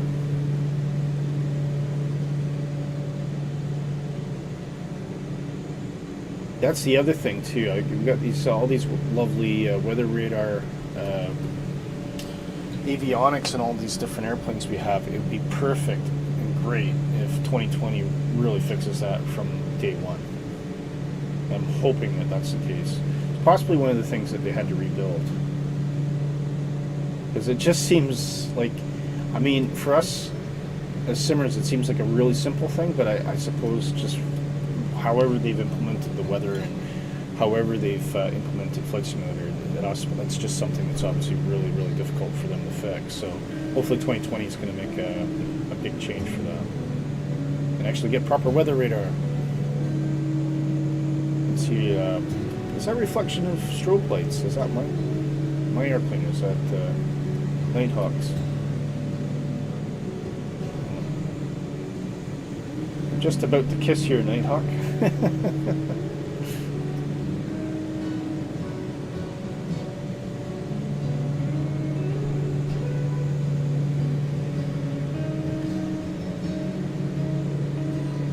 There, I think. Is that Corsica? Maybe. Yeah, that's Corsica up ahead of us there. Look, there it is.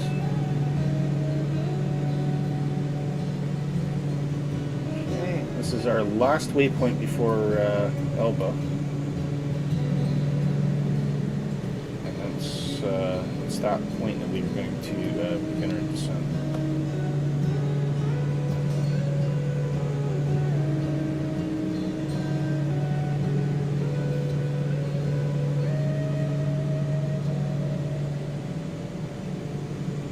So I'm just gonna have to fly through them. Oh yeah, so that's. You can see there's a strobe light on the back of Nighthawk's plane, and that's actually reflecting off my engine cowling. That is awesome. Look at that. I've never seen that before because I've never been in close formation enough to really see anything like that. That is a level of detail I didn't even know existed. That is so cool. It is cool, eh? I never even knew that the reflections were that detailed. Mind you, if you're seeing something like that, it probably means we're about to imminently hit each other. But it's gonna have to fly through them, unfortunately. Okay, while we're waiting for Nighthawk to either collide with me or do something, I'm not sure. And we're just gonna zoom in a little bit.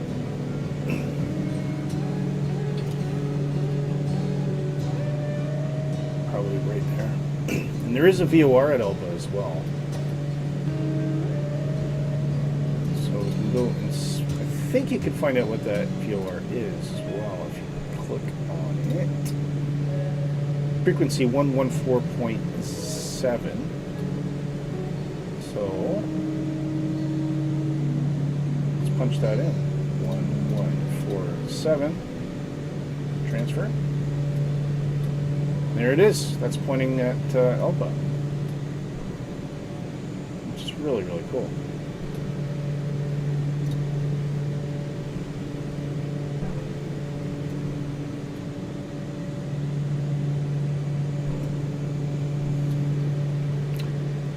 While we're here, we're going to do a METAR check at our destination in Corsica here. So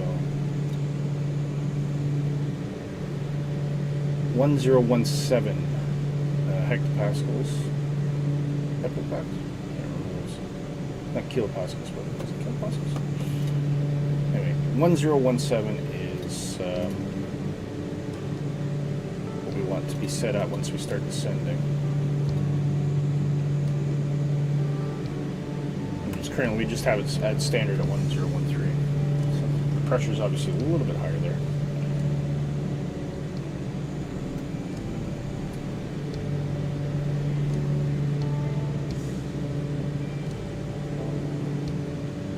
Oh, it's up ahead again. Maybe. Got some position data not kind of coming through the multiplayer there. Of course, once we overfly Elba, you'll see our VOR needle is pointing towards it. You'll start to see that swing behind us, and then as we're turning off to our down and left.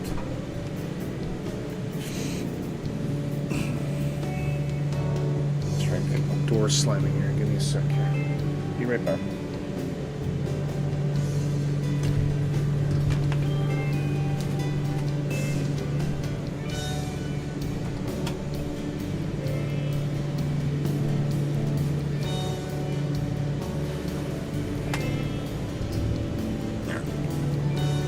It's a bit windy here today, so I have this door that wasn't shut quite properly.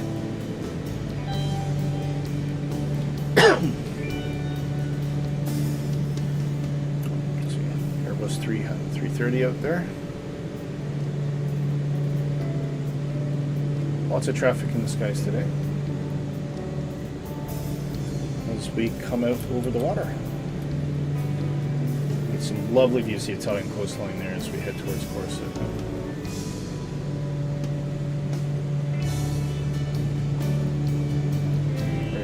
I don't know if that is Corsica, actually.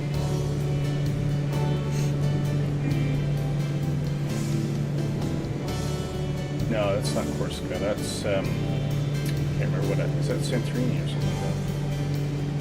Corsica would be over here somewhere. I thought it looked a little bit small for Corsica.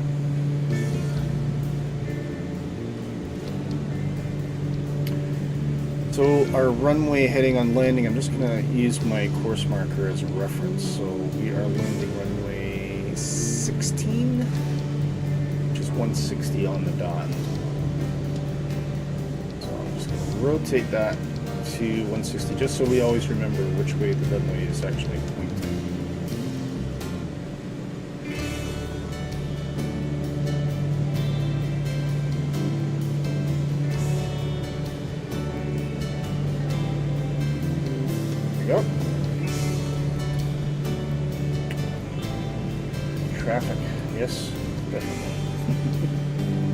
Okay, Alpha is coming up, so we're going to switch into attitude control mode now. I'll take the alt lock off. As soon as we begin that turn, we will start our descent towards Corsica. Initial altitude 13,000.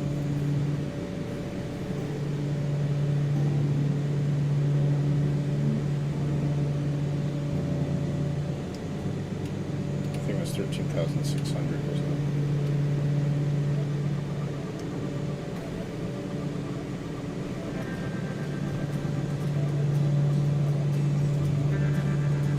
Don't have an ILS, so this is an RNAV approach, but there is a DME, and that is Bastia, which is right at the end of the runway, 114.15. So I'll get that in there, 114.15. Show you what I'm looking at here. So there's our view of our Bastia, 114.15. So we'll dial that in. Just put it in our backup frequency for the moment. Just waiting on that turn. And we're over the water. Nice smooth air.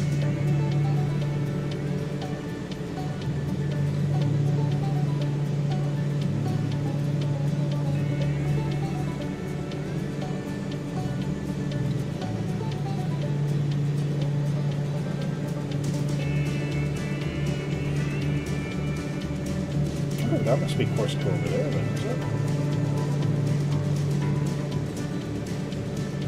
Should be pretty, fairly pretty coming in. Okay, 9 seconds.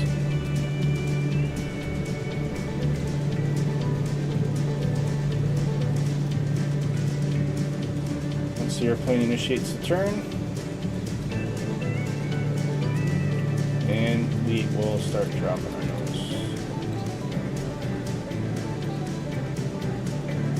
1,000 feet per minute is roughly where we want to be happy. We'll need to back off the throttle just a little bit. Okay, and we can see we're crossing over elbow now, so we're seeing that needle go to idle, and we should see it flip back again, pointing behind us. There it is.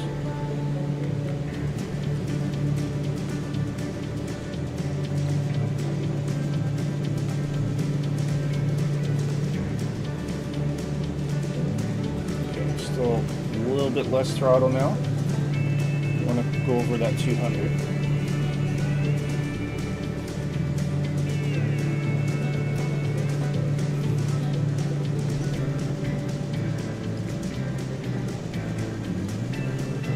Hopefully that gives us plenty of time to get down to 13.6 by the time we get to Zopta.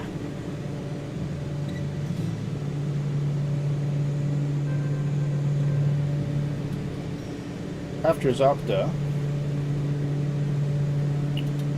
our next point is Capco at 5,000, so we can start dropping to 5,000 at that point. Once we pass Zopta. Or once we pass Mole, I would say.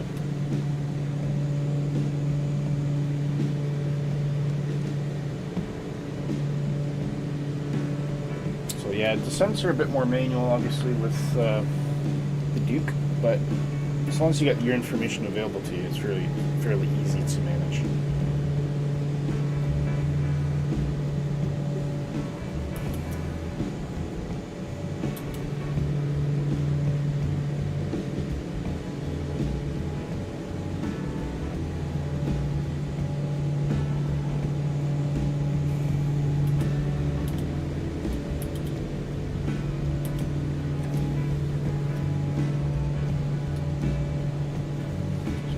Belly cam here.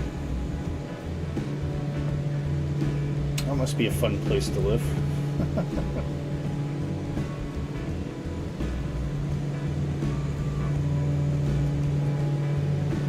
That's like 17,000.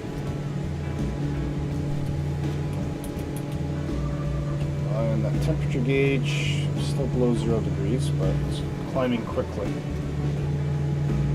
and so will our cabin temperature as we get closer, so we need to keep an eye on it. And as we're coming down, I'm going to open those oil doors. See those warning lights disappear, and that just makes sure that our engine stays nice and cool as we start crossing into warmer temperatures.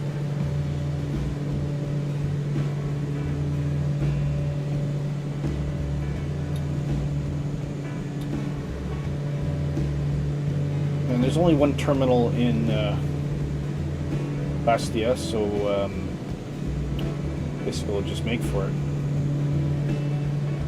Apron A, which is here. So we're coming in runway 16. So I think if we stop quick enough, we should be able to get off at Mike here and just find a nice parking spot out in front of the terminal. I believe that's the terminal. Should be good to go.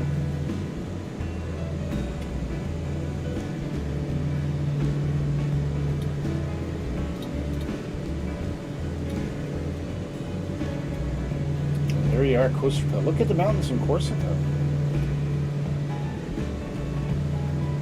It's really interesting. Passing through 16,000 now, heading for 13.6. And based on our 1,000 feet per minute descent, looks like we're probably going to hit that almost bang on with Zopta, so we're doing really good here. If we hit it a little bit beforehand, though, that's completely fine. As long as we're at the correct altitude when we get to Zopta, that's the main thing.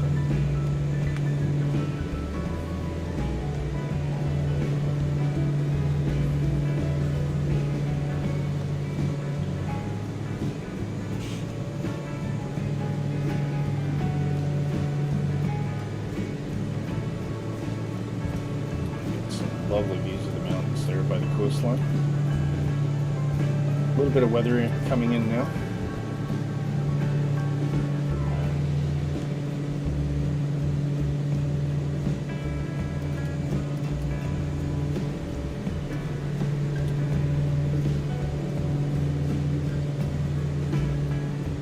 Speed is holding brilliantly at 190.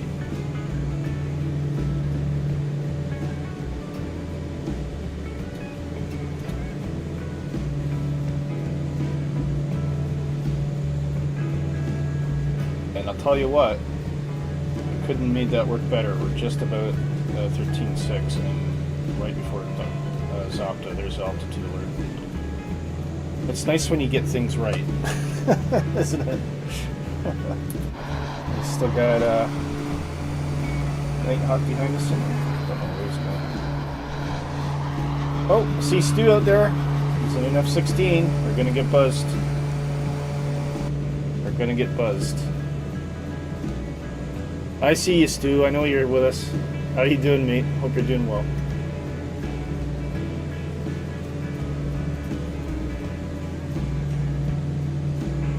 Just about to enter our approach.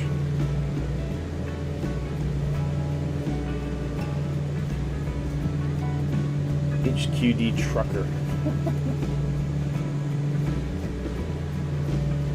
And this approach should give us some really beautiful views of the Corsican scenery as we come in. Here we go. I couldn't have done it better. Just about 1,300, right? 200 feet above, maybe.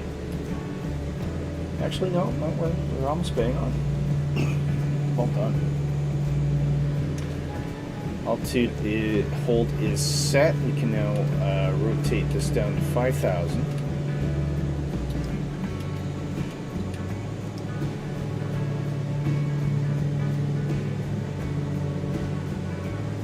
And we'll continue our descent. Fulfilled the constraints on the approach.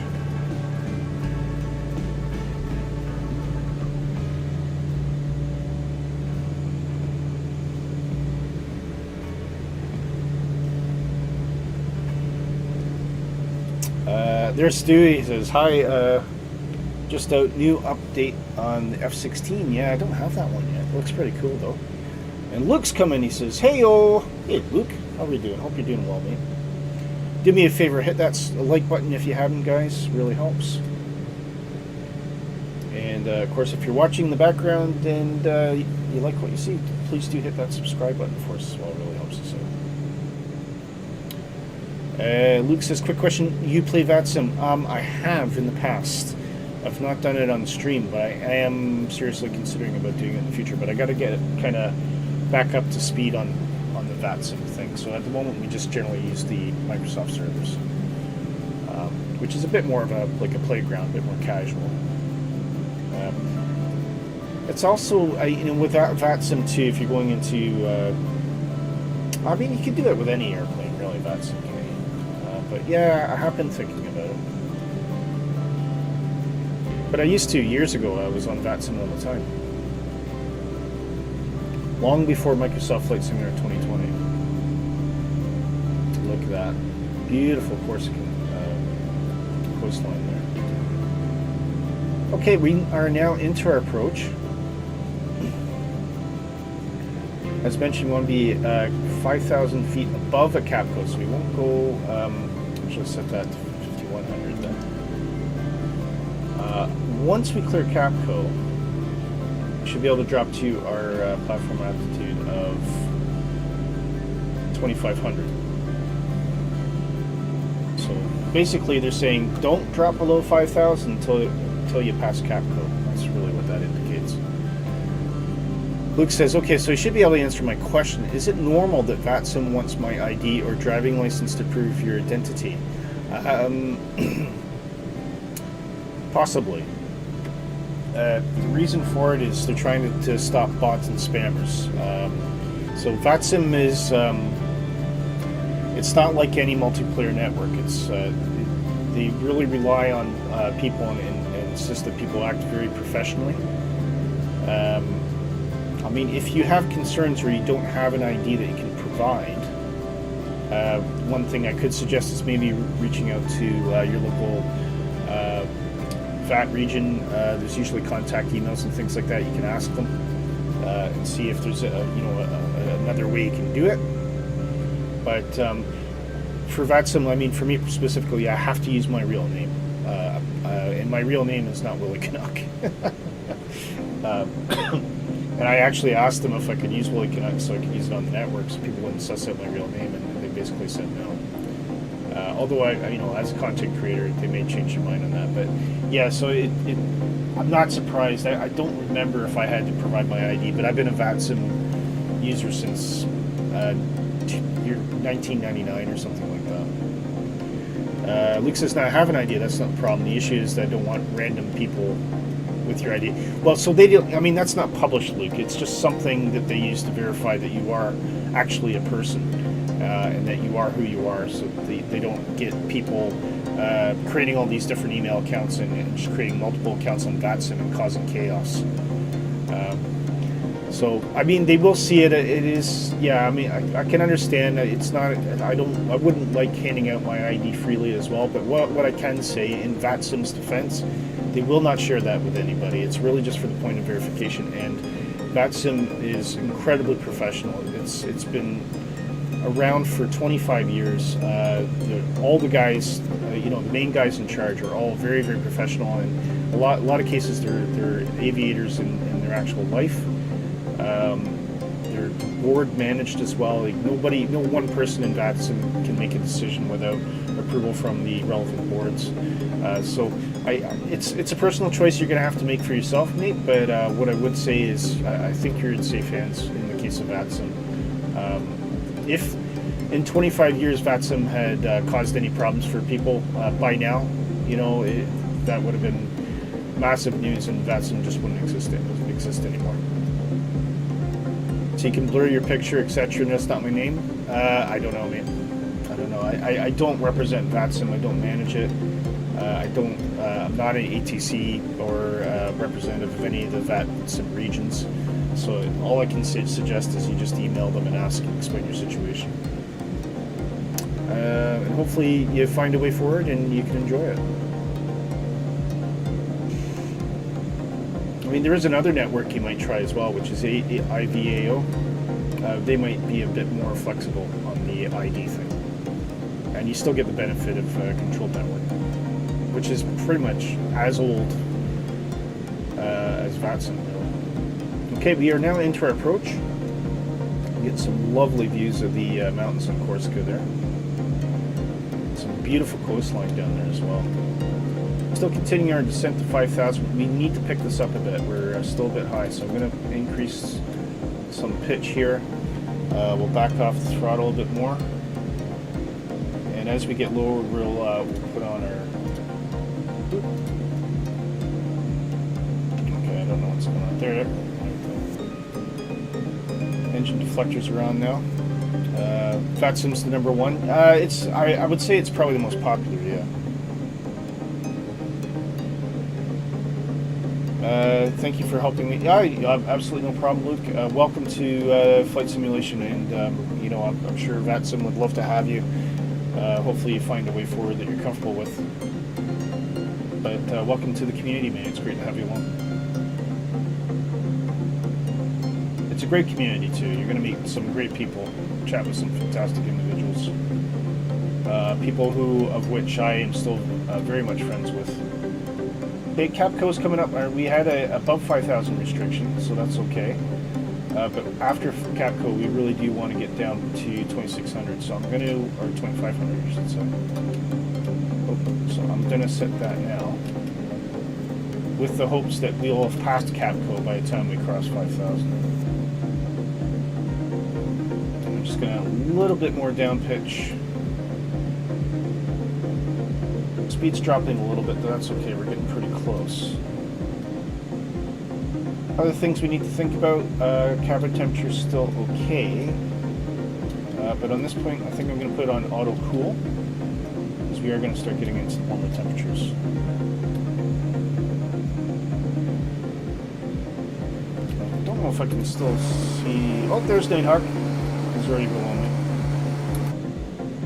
Okay, at this point, we want landing lights on as well, and our recognition lights should be coming on. Just in case you wonder what those are, you should see, I don't know how much you can see in the nighttime. Probably not a heck of a lot. Yeah, not much. Okay, we are dropping. The runway's going to be up here somewhere, because we will make one final turn. Actually, is it a... Must be an offset approach, is it? Ah, it's an offset approach, that's why. Ah, okay. So the runway should be up dead ahead of us somewhere.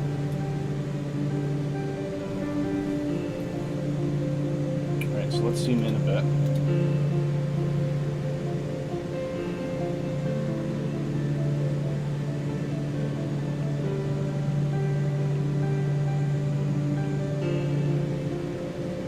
Interesting. Okay. Is that the runway there? Looks like it might be.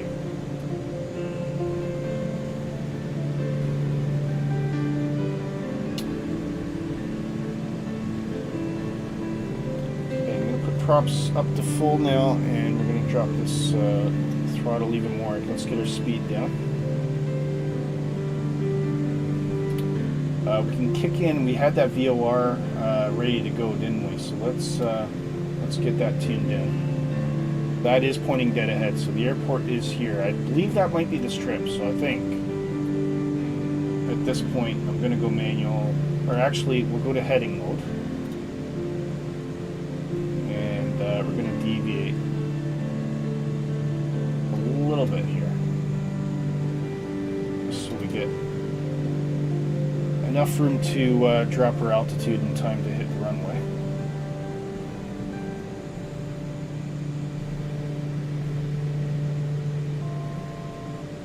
Okay, altitude horn has sounded. We're just about 2,500. And that needle will point us in the direction we need to go. Now the runway is actually heading, which we've put in 160. So the runway is actually let's put it this way. Once that VOR needle points at 1/6, the same as our course needle, that means we're pretty much bang on for approach. So that's what we're looking for, and that's what we'll can start turning towards the runway at that point. But I'll probably go to manual. Okay, speed is dropping off. I can see Nighthawk's now on his final.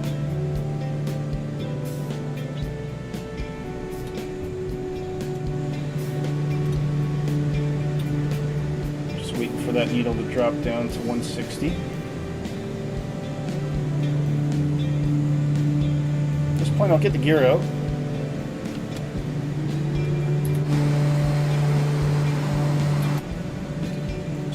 Drag in the plane, a little bit of throttle to compensate. We can get our flaps in, first stage of flaps anyway, and that is us just about on top of this runway, so I'm going to start making a turn.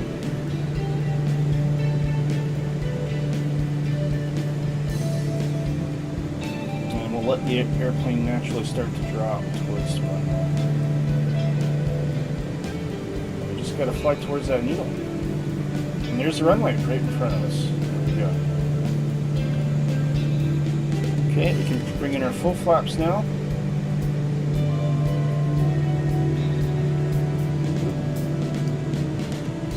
And our taxi light can come on as well.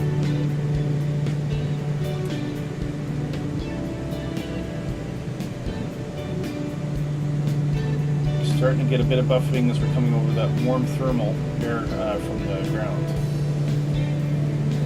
Just to be expected. I can see Stu bouncing around there somewhere.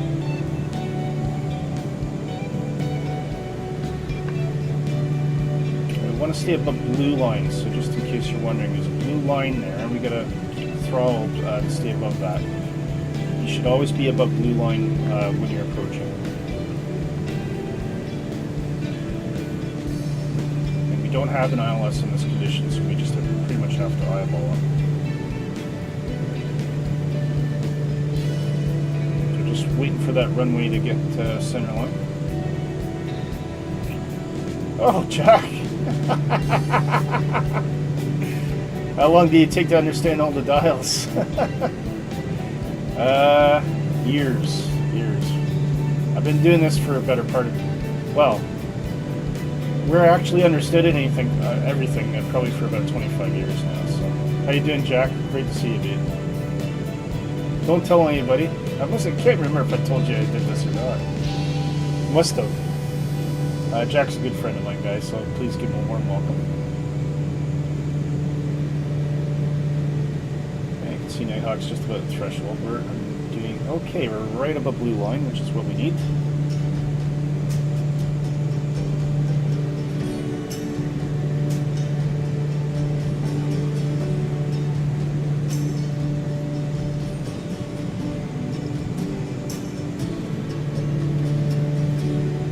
Slight adjustments were slightly right of the runway there, so we want to correct for that. There we go. We've got 2 reds and 2 whites, so we're looking good.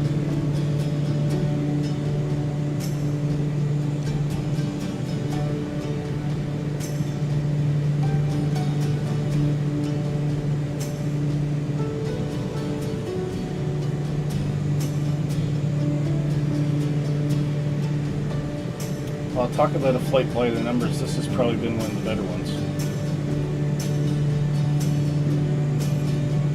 I'm just watching those lights, but now we can ignore them. We're looking at the touchdown marker. Aiming for that. And as soon as we're just about to crest the threshold, I'll bring back the throttle a little bit. There we go, throttle down.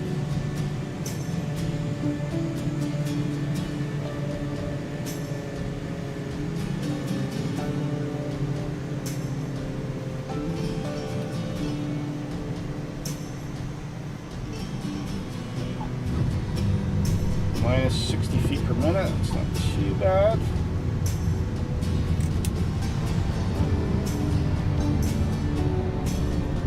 Hoping to get that Mike taxiway, aren't we? So we'll get some braking on. Can't see it quite yet.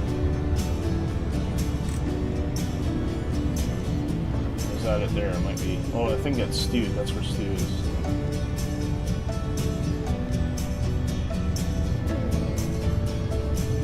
See taxi over there. It looks like he's might have missed it. Oh, there it is. There's Mike. There we go.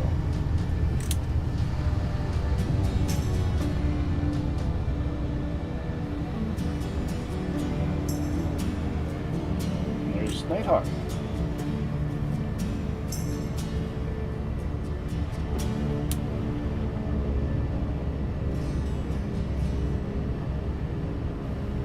Welcome to Corsica.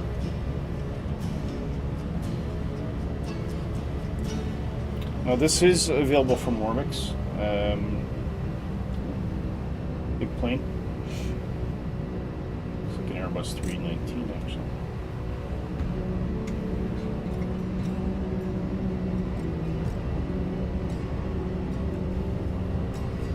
Okay, see what you guys are doing. We can imitate that.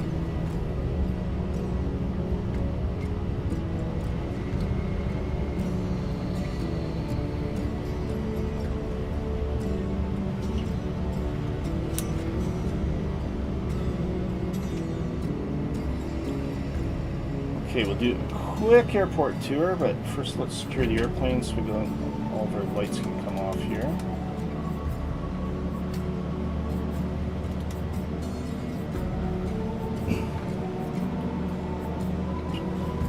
Extrude cutoff.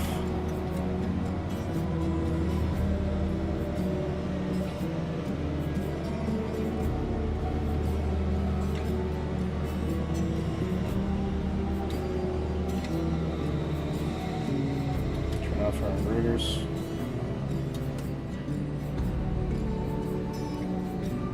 There we go. We are home. Wow, better destination anyway. So we don't need anything like that. Now we could probably put on external power just to keep power of the airplane.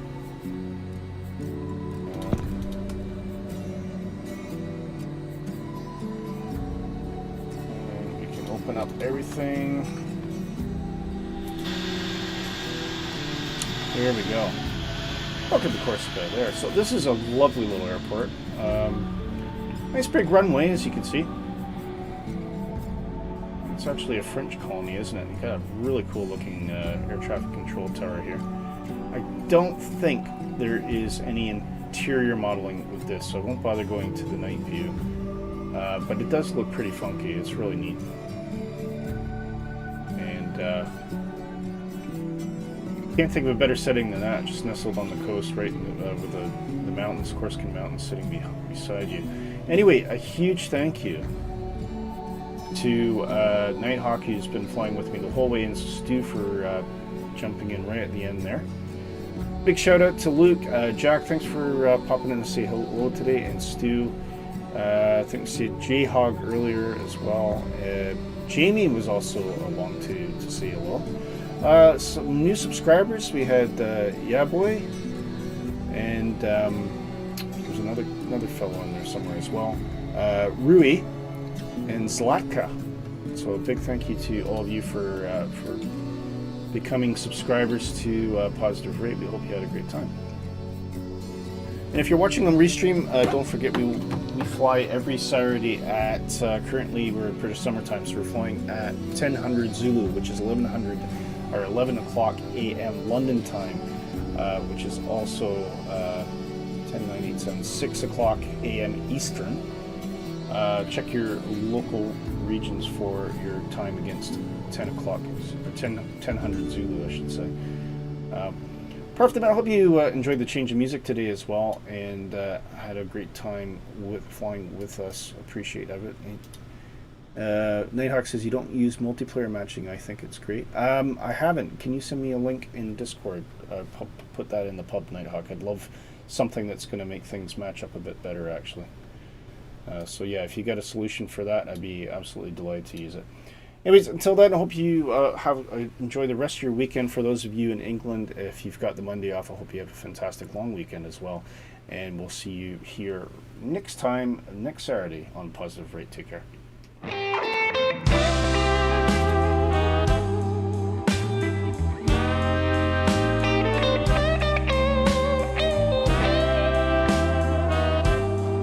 Naughty, naughty.